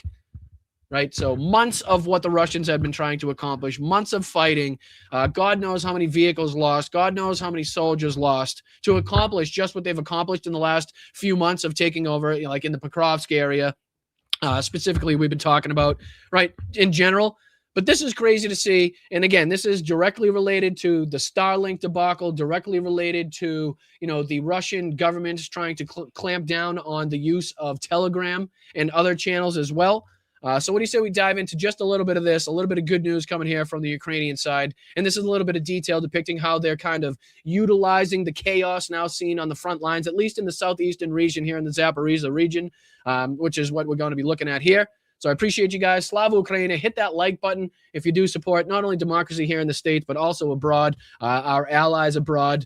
And, recognizing that, the plight of people all over the world deserves to be recognized, despite and obviously above and beyond what we're seeing take place here in the United States. So we can continuously to try to do that here on Blunt Politics, to whatever extent you find us doing a good job at doing that.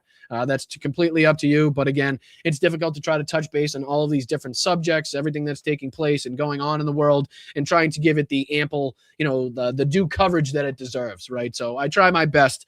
So again, this is Preston Stewart depicting the recent Ukrainian progress in southeastern Ukraine, in the Zaporizhia region more specifically. Let's dive into it. Appreciate you guys. Thank you.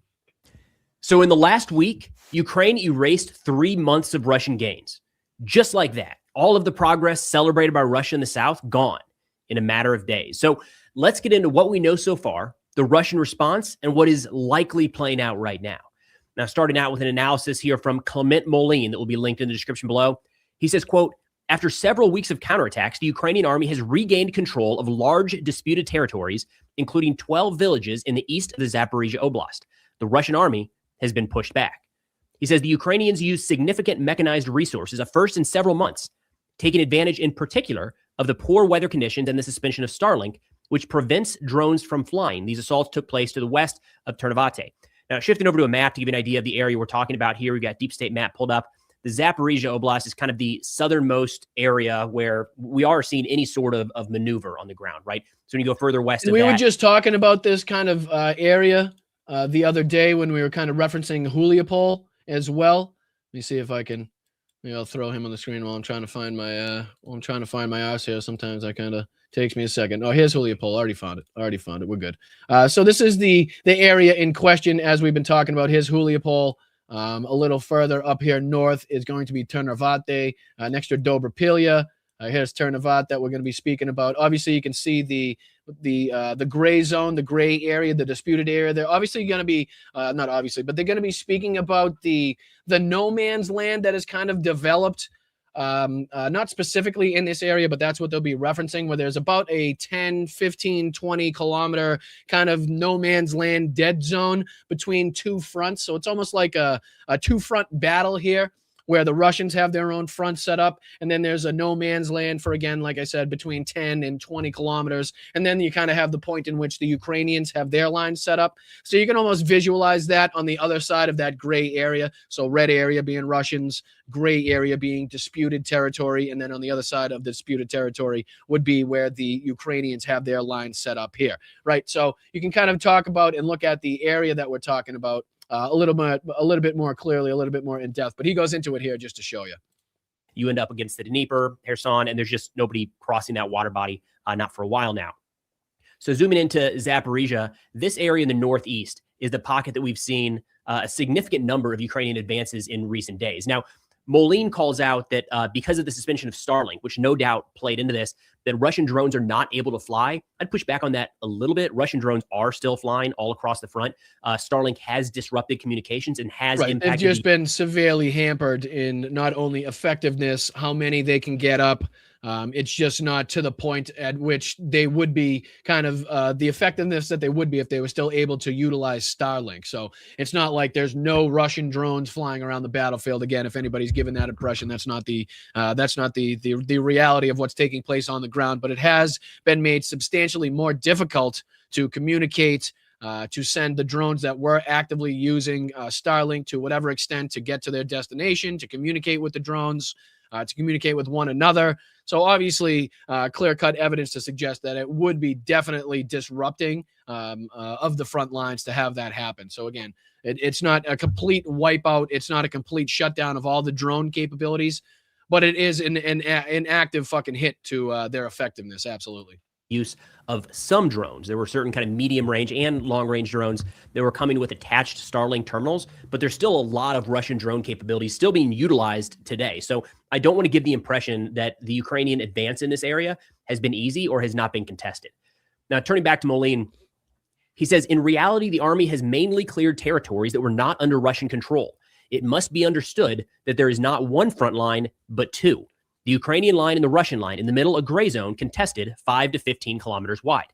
The width of such a zone is explained by the deployment of hundreds of Russian soldiers towards a near certain death, advancing as far as possible through fields, forests, and villages to destabilize the outnumbered Ukrainian rear lines. Thus, among the villages retaken in recent weeks, most only had a diffuse Russian presence, a few soldiers at most. And again, that was the kind of change in tactics that we were speaking about. I forget if it was the last show or the show before from the Russians, in which they were trying to kind of infiltrate 4, 5, 6 people at a time. Hopefully 1 or 2 makes it through there. And then throughout the time of a couple days, or maybe even weeks or even months in some instances, they kind of continuously try to infiltrate people in that area until they have a substantial force big enough to conduct whatever military operations they want to conduct in that area. So above and beyond kind of the winter months and obviously the slop on the ground when it's not completely frozen and the inability of heavy armored vehicles to get around, now they've kind of, that's what we're talking about here, is kind of that change of tactics in which the Ukrainians have also adjusted tactics to kind of meet that head on, which is again something we talked about in that show. But that's kind of what he's referencing here. Used as a transit zone to push the gray zone further away. Others even had Ukrainian soldiers. And we have seen, I mean, the theme of the last 6+ months has been video after video after video of individual Russian soldiers trying to cross this gray zone. Right, exactly what you're seeing on your screen now. So the uptick in videos just like this of, single solitary Russian soldiers, maybe 2 or 3 in a group trying to cross this open terrain, trying to cross this, what relatively called the dead man's zone, right? No man's land, right? Where it's probably the most dangerous spot in there because you get drones passing overhead from both instances. We've heard reports from the Russians that with the loss of Starlink, they've now had an uptick of blue on blue activity, which is just friendly fire without having the ability to identify who's in the area, right? So if you're unable to, radio in your call sign, if you're unable to radio in to the people in the building next door that, hey, we're on your side, we're the Russians, don't shoot at us, and they hear, activity going on in the building and you haven't notified them, you haven't fucking put up any signals or anything like that, they're actively going to take it as a threat. They're going to see you as, kind of the enemy until you can make it known. But if you don't have Starlink and you have no ability to communicate, you can see how the blue on blue, you can see how the friendly fire instances would kind of see an uptick in this instance. But what you're seeing on the screen is ample evidence to suggest and corroborate what Preston is saying here, as far as, you know, the change of tactics, as far as the, you know, the mobility of single to 5, 6, 7 soldiers to try to make it past this no man's land and get into Ukrainian territory. A lot of which I think he also talks about, which is kind of this flag propaganda that the Russians have been continuously undertaking, which is what they do is they'll send, you know, 1 or 2 or 3 people forward, you know, to try to get through Ukrainian lines into the rear somehow. They'll take out the flag. They'll take a picture at a certain spot. So that can be geolocated. Then they'll go back and they'll report to their fucking sergeants. They'll go back and report to the higher ups that they captured this territory. When again, the people that probably took that picture are already dead. The Ukrainians have already found out, pushed them out of that territory. But what they do is they report that to the higher ups. The higher ups report that to the higher ups. They get commendations. They get rewards for having captured that territory, which is a lot of why we heard Pokrovsk was taken 7, 8, 9, 10, 12 different times from the Russians, when in fact the Ukrainians still had a foothold in the area and it had not been taken over to that extent. But again, you can see how, the uptick in these videos has correlated with the kind of change in tactics by the Russians. Moving in formation. In fact, these small scale, all things considered, armored assaults, when we see 2 to 5 vehicles at a time, even when their pickups and motorcycles, are becoming rarer and rarer.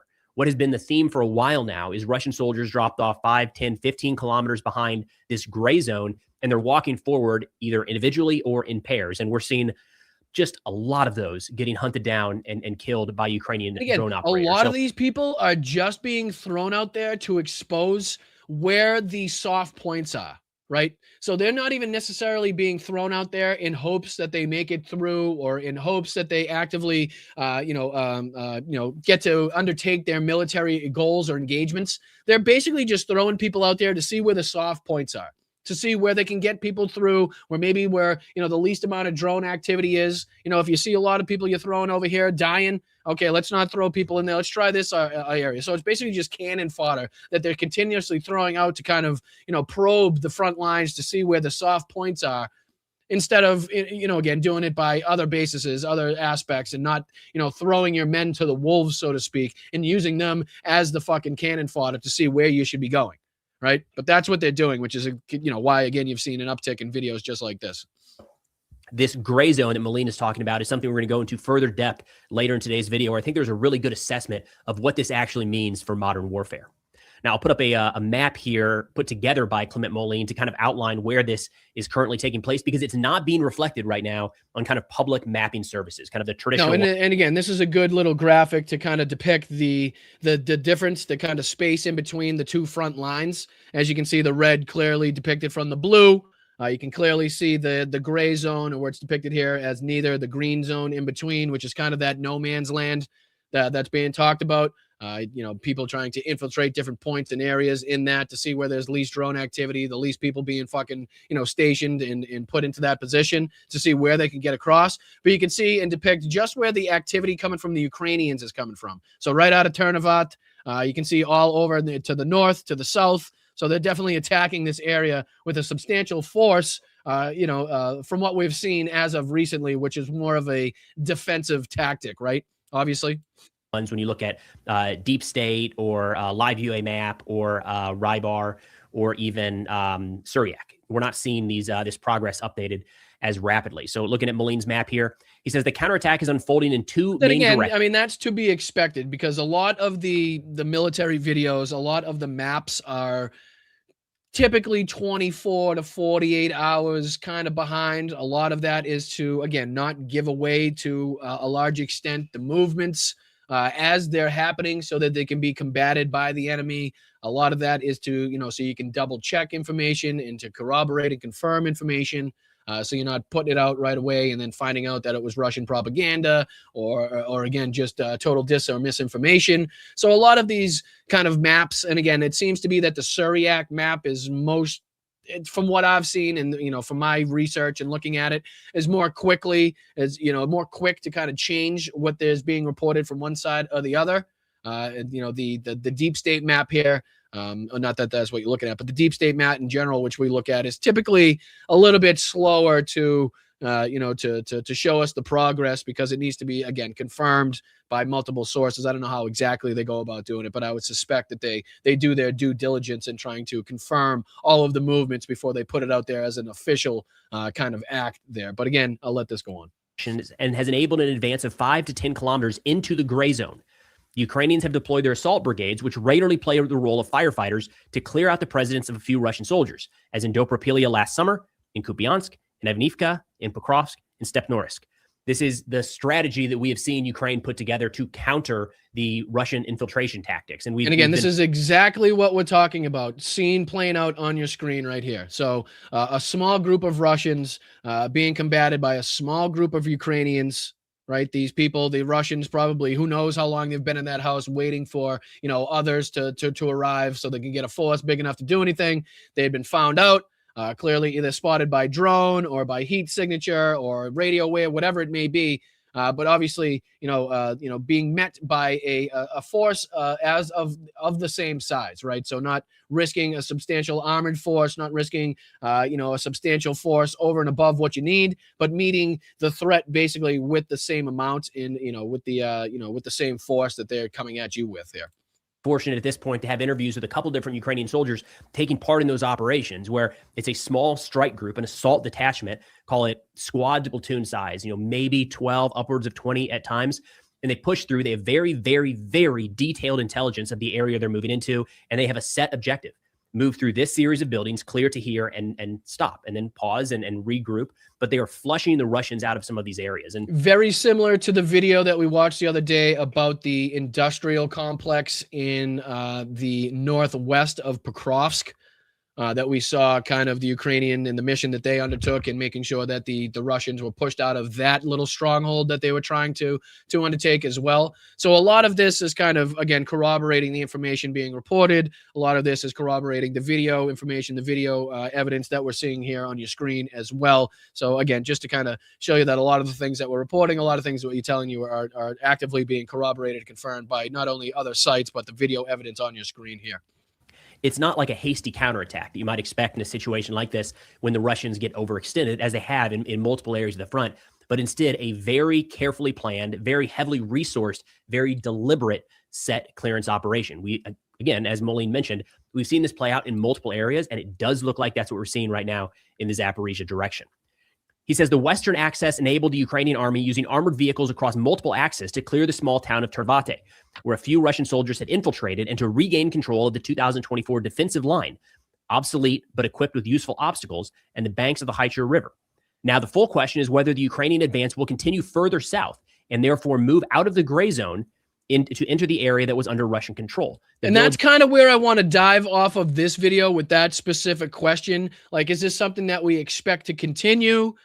Is this just, again, I think we asked the other show, was this something that was already kind of in the works, or is this just a sudden reaction to the discombobulation by the Russian military with the blackout of Starlink, and again, the ongoing attempt to take them off of Telegram as well?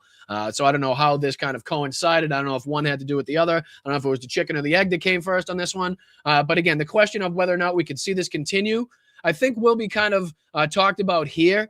And I do think we can, in fact, see, hopefully see this continue, because I don't see, and again, with the way that these people are now talking about the troubles that are now being faced on the front lines, the active role reversal that we're now seeing on the front lines, at least in these specific areas that we're now discussing, it seems to me that it's going to be very difficult, especially when we talk about months and months and months of work and dead people and, lost equipment to take over this territory that they've now lost in roughly about a week's worth of fighting, and counterattacking from the Ukrainians themselves. But as you can see here, a lot of people reporting on it. Here's Ukraine Matters up here, but, above me, Russia's weakness exposed as Ukraine takes back territory.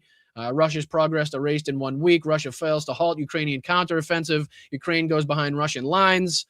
So again, obviously being widely reported, widely talked about, but this is from Frontline, and this is the Russian offensive falter as Ukraine recovers ground. And I want you to listen to the emphasis that he puts on, the loss of Starlink and how much that has kind of thrown people for a loop as far as the Russian front lines are concerned, and how much the Ukrainians right now are utilizing that kind of chaos that they're seeing behind the line. So just a couple minutes of this, and then we'll finish it off with this military show actively depicting what we're talking about here, which is Ukraine just did something devastating to 715,000 Russian troops.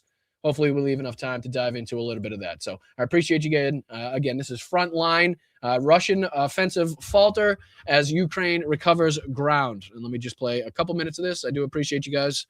Hit that like button, subscribe to the channel if you do like what you're hearing and like what you're seeing. Slava Ukraine, fuck Donald Trump, in case you're curious on where we stand.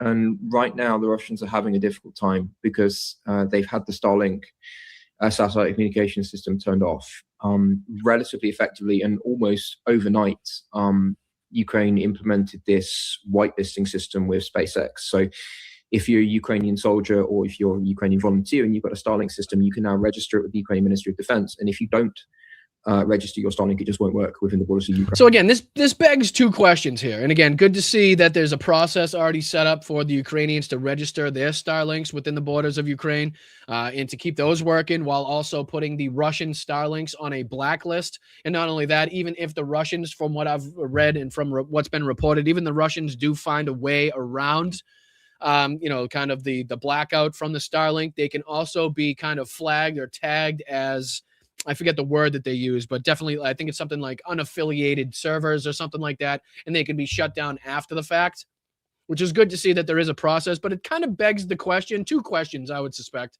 right? Why the fuck wasn't this done sooner? If this was such a crutch, if this could be such an influential moment on the battlefield and the turning of the tides for the Ukrainian military, or at least the beginnings of, right, what we hope to see. I don't, again, want to put too much emphasis on what we've seen so far. I want to be, again, kind of within reality, what we're seeing take place. But it's still, as effective as we've seen this already, like, why the fuck wasn't this done to begin with? And two, it begs the question, was Elon Musk just trying to cover up for his affiliation in the Epstein files, right? Knowing what we know from the emails to come from communications between Jeffrey Epstein and Elon Musk, no doubt his relationship with the fucking administration right now, with this regime right now, knowing what was going to be released, possibly before and ahead of time, could this possibly be his way of saying, oh, don't, I'm a good guy. You know what I mean? Just look at what I did for the Ukrainians. Don't look at the emails of me trying to go to Epstein Island, to the wildest party on Epstein Island. Let's talk about, the Starlink and how good I just did. And even though I've let it go on 4 years without thinking about even reporting on doing this, right? It seems more along the lines of, okay, let's give them something else to talk about, right? Let's give them something to talk about. Sorry, I don't know why that just came to head, but right. So Russia had been relying on Starlink for a distinct possibility. Again, we know that distractions are a huge tactic from this administration, right? We know that people trying to get you to look the other way is a huge tactic. So I wouldn't put it past Elon to be like, okay, we need something here that's gonna fucking give me some good headlines, give me some good press here. Why don't we shut off Russia's Starlink? Yeah, let's do that. We've had 4 years to do it. We haven't done it yet, but let's do that now so people don't talk about or think about the Epstein files and me and how long, how I've been in there, right? I'll throw this back on the screen, but I feel like it begs at least those two questions. Communications, and now they just don't work. They relied on them for piloting some of their long-range aerial drones. Correct, Ellen. Correct. Absolutely. Right, above and beyond not only the Epstein files, but the fact that it's come out that absolutely Doge was absolutely looking at your social security numbers and your personal information, right? Another thing that he wants to cover up, another thing that he doesn't want talked about, another thing that, the Starlink and the cutoff from the Russians of Starlink could, again, help kind of put into the back burner, hit into the back pages of whatever articles are being written about that or whatever news clips are being talked about that, right?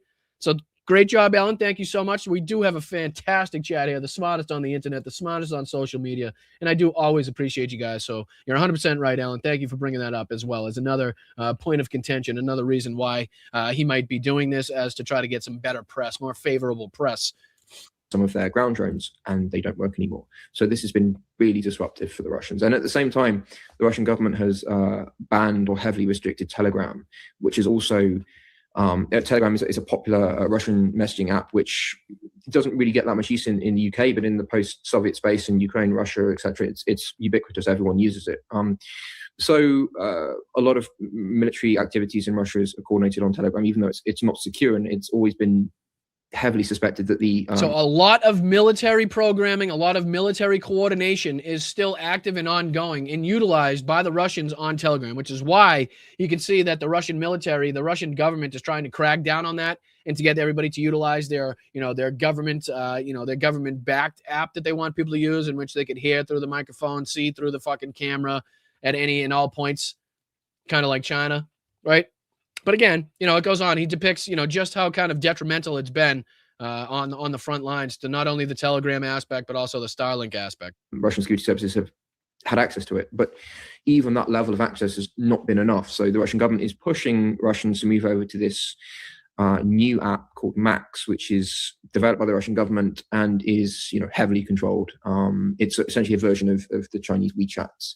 That's the idea. It's this kind of ubiquitous everything app that's designed to be heavily monitored, and they can crack down on dissent very, very easily. They could do that with Telegram, but not quite as easily. And again, that just demonstrates the kind of total control that Putin wants to have over his people, even people in his military, which he doesn't always trust the military. And again, it just goes to show that Vladimir Putin is more worried about his power, right? His tight grip on power and his control and his longevity as far as being in the Kremlin, more so than he is the ability and the effectiveness and the fucking health of his own frontline soldiers, right? Something that, again, is kind of repetitive, as we all know. I mean, we all know how they're used as cannon fodder. We all know how, the death tolls in Russia just don't even equate, aren't even kind of like, we can't even fathom them here in the United States.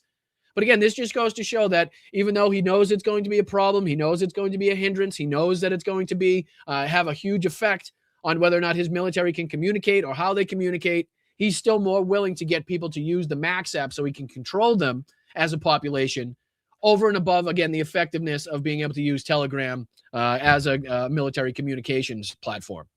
Right? He has some of it's crazy. The most trenchant critics of his rule, even though they are ultra-nationalist critics, are from military circles sometimes. And Russia has tried to rebuild their own Starlink system. They've launched something called the Barrage 1 unmanned stratospheric platform. Is there any sign that's going to be able to patch up the loss of Starlink, or that the Russians have any technology that can replace that system? No, that's an aerostat. That's a big balloon with a 5G repeater on it. That's not new. In fact, the Ukrainians have been doing something relatively similar. More impressively as well, there's a Ukrainian company called Bavona. They've done some very interesting things with balloons. No, it's at best, a Band-Aid on a gaping open wound. And again, that's just as far as the reports coming from the Russian side of them already having, a suitable and adequate replacement to Starlink. And as you're hearing here being reported, that it is no such thing. It is no replacement. It is basically a Band-Aid on on an artillery wound at this point. So again, I just wanted to dive on here. How much time we got here? About 13 minutes. So that should give us enough time to kind of dive into this. I think we've hit some of the details already, but this is again from the military show, if I'm not mistaken. Yes, it is the military show. And this is titled, Ukraine just did something devastating to 715,000 Russian troops. And again, if I could just spend a few minutes detailing the ongoing effectiveness and, positive things happening to the Ukrainian military, I'm going to continue to do so. So here we go. Appreciate you guys. Hit that like button. Slava Ukraine. Subscribe to the channel. We're trying to hit 20K. We're almost there. I appreciate you guys. Let's go. Russia has been cut off from Starlink, and Ukraine now has an edge on the battlefield. Ukraine is using that edge. Counterattacks are being launched, and Ukraine is taking back territory, but this isn't Ukraine's real strategy. What we're seeing now is a change in Ukraine's tactics. It's going to make 715,000 Russians pay for what they've done in the country. This isn't just about retaking territory. It's about strengthening defenses to the point where Russia will lose tens of thousands more soldiers trying to break Ukraine. Right now, Ukraine is counterattacking against Russian forces in several regions. These include the neighboring oblasts of Zaporizhia and Dnipropetrovsk, both of which are in Ukraine's southeast. To the untrained observer, this looks like an obvious attempt by Ukraine to roll back some of the gains that Russia made in 2025. and potentially set up for a larger counteroffensive that could push deeper into the southeast. A breakthrough of the Russian defenses, perhaps, and one that could lead to the liberation of a large portion of Ukraine that Russia has illegally occupied for much of the war. After all, Russia has lost access to Starlink. Now is the perfect time for Ukraine to counterattack. And that is what Ukraine is doing. Only not for the reasons you might expect. We'll explain what Ukraine's real goal is in a few minutes. Before that, let's rewind to late January and a Russian attack that has caused an enormous change on the battlefield. And we actually covered this. We covered this situation. This is the train that was struck inside of Kharkiv that I believe was responsible for, I want to say, 8 to 10 citizen deaths there on the train.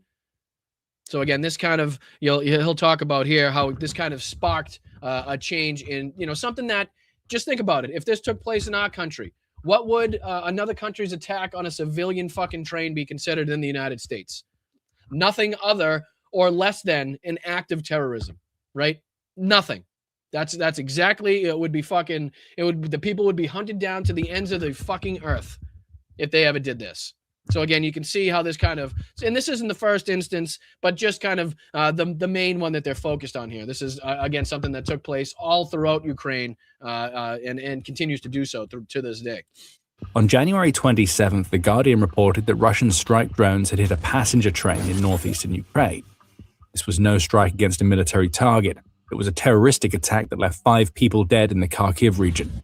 In any country, a drone strike on a civilian train would be considered in exactly the same way, purely as terrorism. There is not and cannot be any military purpose in this, Ukraine's President Volodymyr Zelensky justifiably raged in the aftermath of the strike. The world took notice of the latest Russian atrocity, with one man in particular deciding it was finally time to take action.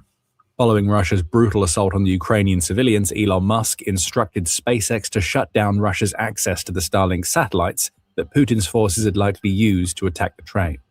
It appears that Ukraine's Starlink terminals were added to the whitelist, ensuring that they could be used as normal.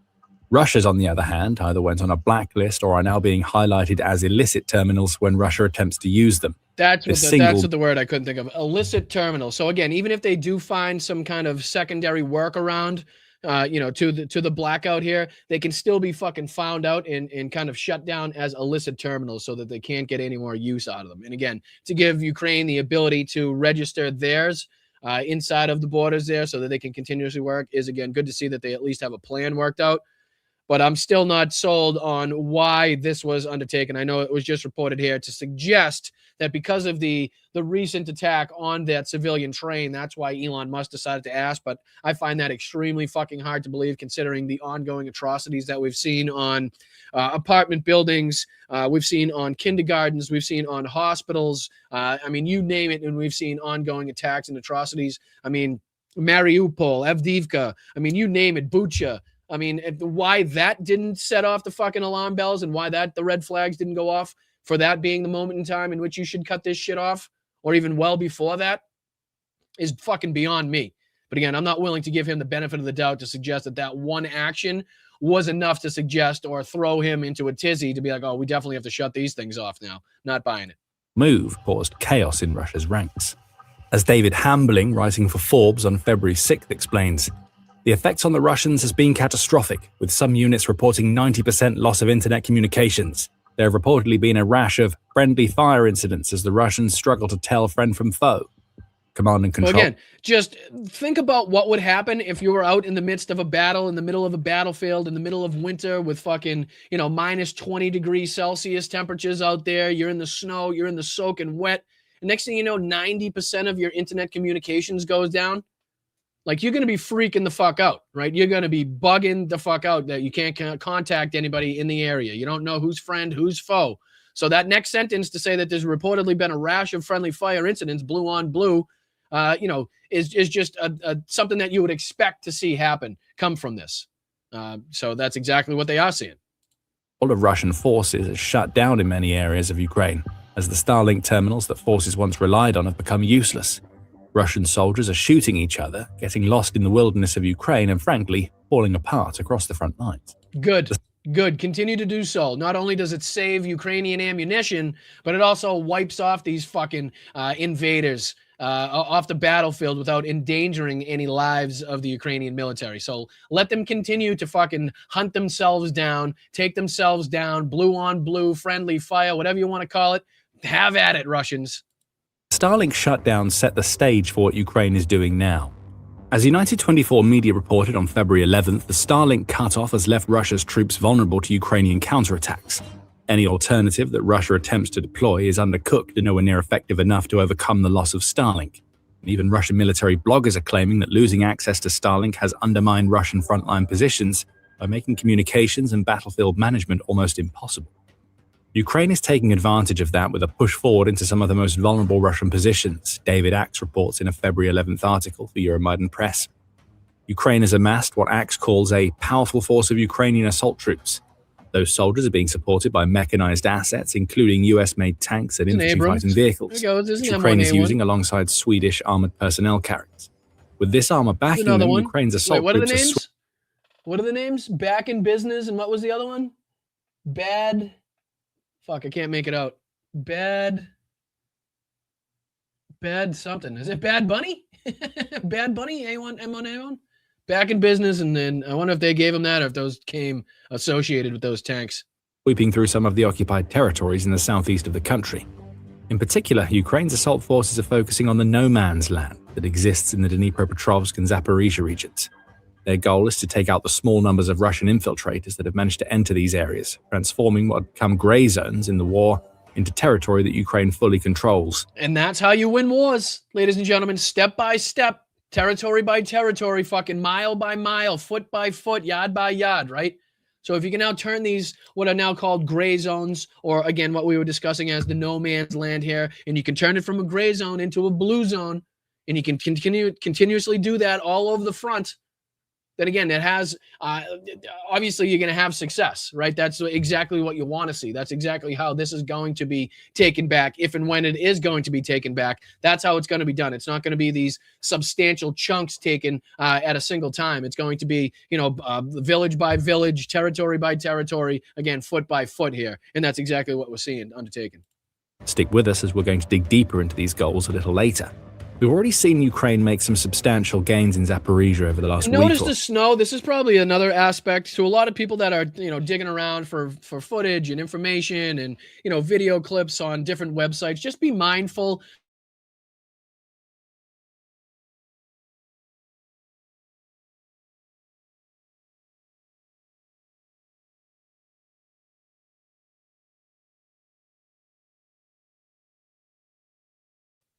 Here I am. I'm back. I don't know where I went, but I apologize. But there's a lot of accounts on here that will be more than what the fuck is going on? What is happening? I don't know. Okay, we're back. I don't know. Stop it. Everybody's good? Everybody's good. We're all good? We're all set? All right, we're all set.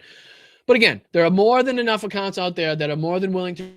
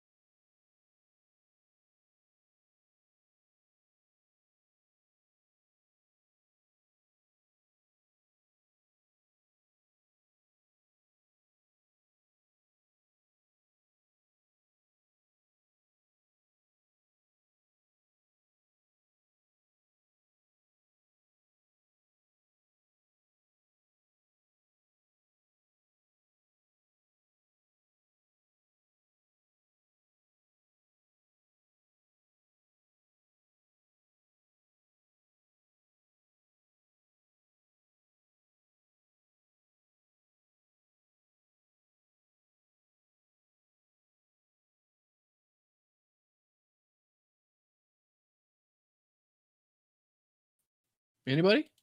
Hello? People? What's going on? What is happening? Why anytime I talk about Russian Kremlin or Donald Trump and the Epstein files, it seems like just the people don't want the information out there. I do apologize about that. I'm sorry. I don't know what happened. I don't know if that was I'm all digitized. Am I back again? Can you see me? Hello. Well, give me a thumbs up in the chat if everything's all right. How was the trip? It's only one of two things, ladies and gentlemen. It's only one of two things. It's either a StreamYard issue. Thank you, JD. Appreciate you, brother. It's either a StreamYard issue or it's because my camera wants me to desperately do an update that I was desperately afraid to do before the show for fear of it not working right or taking too long. So maybe the camera's telling me to, hey, idiot, do an update. I'm not sure, but we'll leave it there. I apologize that we didn't get to kind of dive into that last point that I was making. What I was trying to say, and we'll end on this, guys, and I do apologize, is basically be aware of people willing to show you things from months ago, if not years ago, and playing it off like it just happened. Like, be mindful of the conditions right now. You see how the tanks are covered in snow? All right, let's relate that to the time of year over there. So if you see the trees in full bloom, if you see the fucking grass being all green, no snow on the ground, you know, them wearing shorts and T-shirts and stuff like that, then you can probably assume that it didn't come from, you know, December, January, February inside of Ukraine. I'm just, you know, just be mindful of what you're being shown. Make sure you're doing your due diligence and kind of, you know, fact checking and seeing it actually did happen. But yeah, I do appreciate you guys. Sorry for the tech difficulties. You know, I was just going to say too, I had just had it run across my mind that I was going to say we haven't had technical difficulties in a long time besides, you know, the other day with the mouse and the Zoom, but I think that was more user error than anything. But geez, it always sneaks up on you when you least expect it. It always sneaks up on you when you least expect it. But hopefully we're back now. My apologies about that. But let's get into thanking some people, and I'll get you guys out of here so you can support some other fine independent creators on YouTube or Twitch or Instagram, wherever you may be watching these things. So I do appreciate it. Again, Venmo. No, it's not up in the corner. What the fuck's going on? This whole thing just reset. I don't understand. Oh yeah, I think it's a StreamYard issue. Yeah, I think it's a StreamYard issue, not a computer or an internet issue, because everything's all weirdly placed and all got some weird logos on it here when I look at it.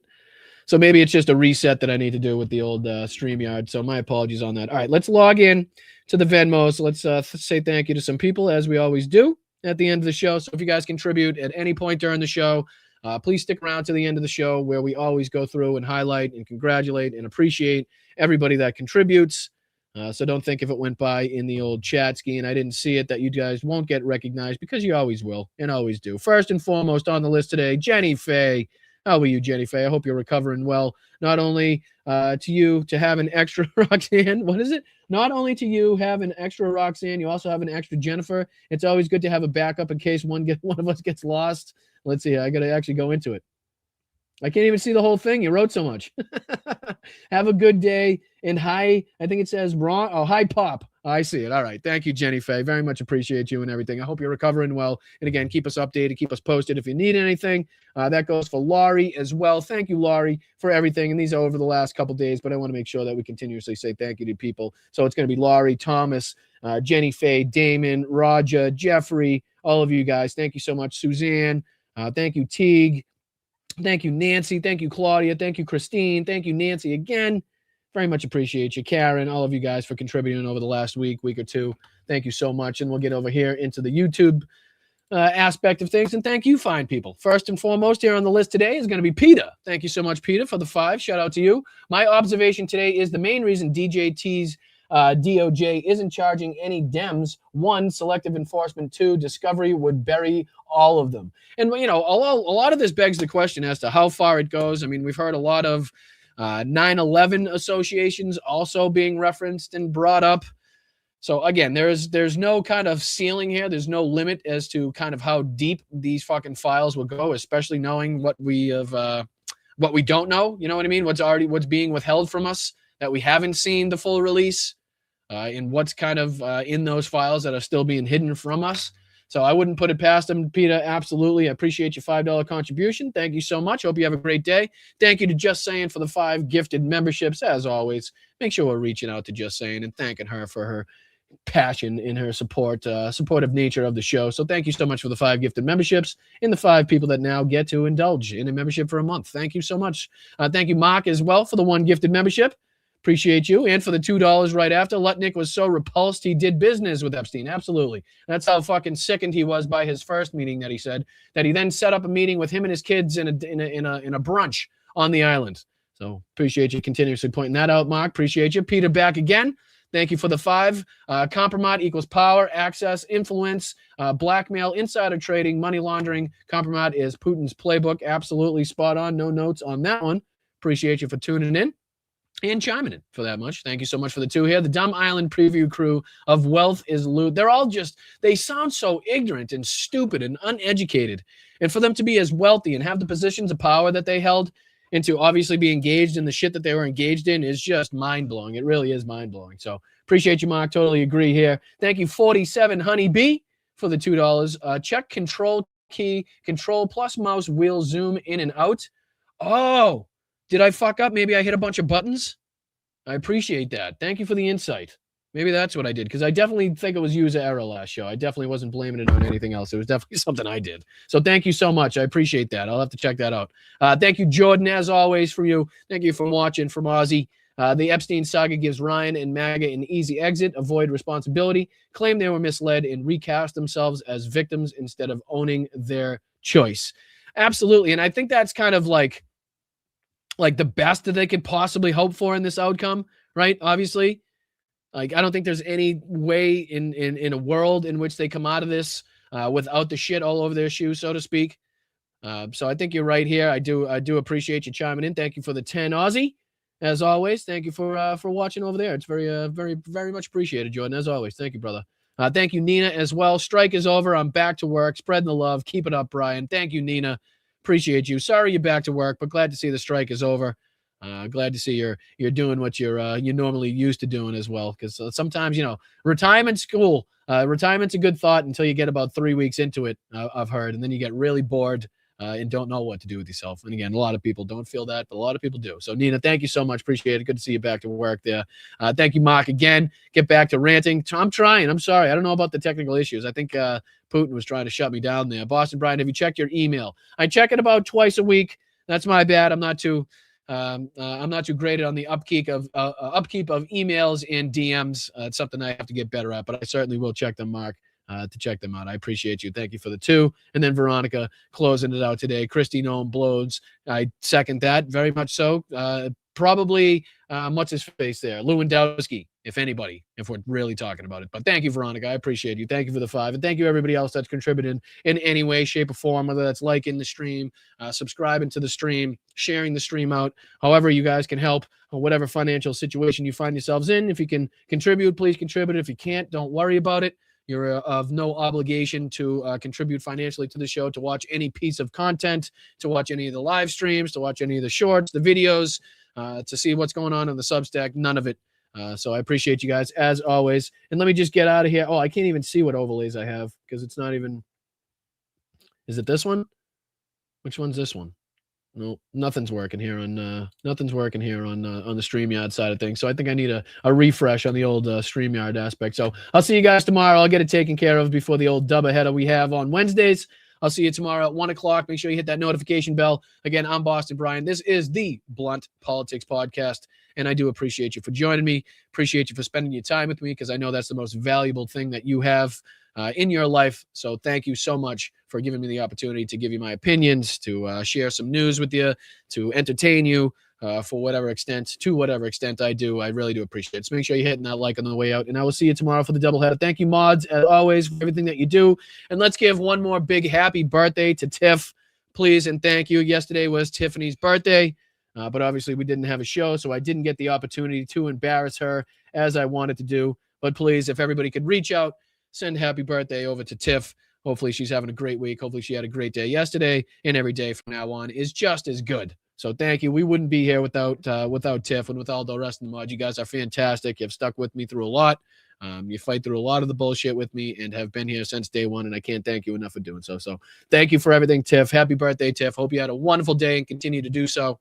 I appreciate you, as always. Thank you to all of the mods All of you guys play a huge role in keeping this channel going. Every single one of you, no matter what you do, whether you share the show out, whether you just kind of, make sure that there's no assholes or bigots or, racist in the chat, whatever you guys do, I appreciate it from the bottom of my heart. I really do. So, all right, before I get too sappy, too sobby, I'll see you tomorrow for the doubleheader. I'm out of here. I'm Boston Brian. I don't know if this is going to play. I really don't, because it doesn't look like anything on StreamYard is playing correctly at this point. So cross your fingers. Good luck. Hopefully this plays. In a time of universal deceit, telling the truth is a revolutionary act. George Orwell. Yeah. It did play, but it was the intro. So not what I wanted to play, but maybe this one.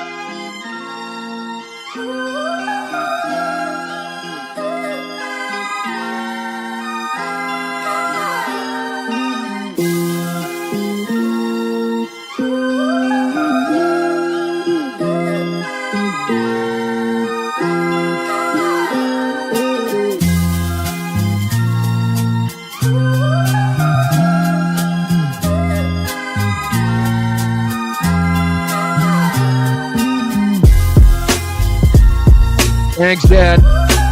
Love you, big guy. Appreciate the support. Shout out to Cal and Mom. Love you guys.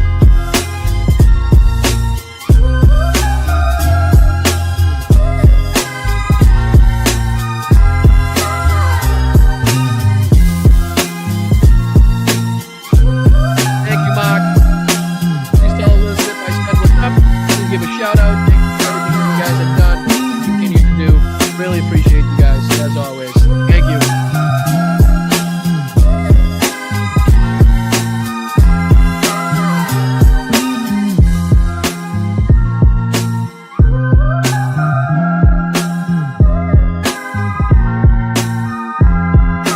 To officially name the undisputed. When did this come out? We're a nation that just recently heard that Saudi Arabia and Russia will they're just getting acclimated. You know what that means, acclimated? Here's a thought. Grow a stack, fill it with some balls. The undisputed champion of beautiful, clean coal. The kidney has a very special place in the heart. It's an incredible thing. God bless the United States. We're inviting Americans from all across the country to come. I am the chosen one. You'll have a group of Venezuelan killers, street gangs, occupying the town with MK-47s. I know that gun very well. I got to know. I've become an expert on guns. Eating the dogs, the people that came in, they're eating the cats, they're eating the pets of the people that live there. What uranium is, right? This thing called nuclear weapons and other things, like lots of things are done with uranium, including some bad things. Bad news, bad news. Even when it's good news, it's bad news. Oh, get those lights off! Off! Turn them off, they're too bright, turn them off! Obama. Obama. Hey, you got a little chubby going there. What in the hell was that all about? He says, rectum damn near killed him. I'm just dandy. I got a bowl of chocolate pudding in my underpants. Call them dumps, big massive dumps. I didn't say mud, I said crud. You fall into some crud or something? I'm standing up here bashing the living shit out of Nazis.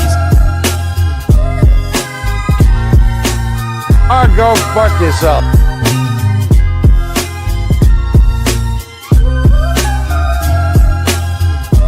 Brian, you're drunk. You're drunk. Gettysburg, what an unbelievable battle that was. The Battle of Gettysburg, what an unbelievable, I mean, it was so much and so interesting and so vicious and horrible, and so beautiful in so many different ways. It represented such a big portion of the success of this country. Gettysburg, wow. I go to Gettysburg, Pennsylvania to look and to watch. I can just tell you that a con artist is about to take over the Republican Party and the conservative movement, and we have to put a stop to it. Always calling me Little Marco. And I'll admit, the guy, he's taller than me, he's like 6'2", which is why I don't understand why his hands are the size of someone who's 5'2". Refer to my hands. If they're small, something else must be small. Gavin Newsom is going to sign those papers, and if he doesn't sign those papers, we won't give him money to put out all his fires. We've endorsed JP, right? J.D. Mandel, and he's doing great. For the rest of my life, I have the curse that I have little hands. Little hands. We always do about this time. All right, guys, I'll see you later. I appreciate you. I'll see you tomorrow. 1 o'clock, doubleheader at 8:30. The big, fat, sloppy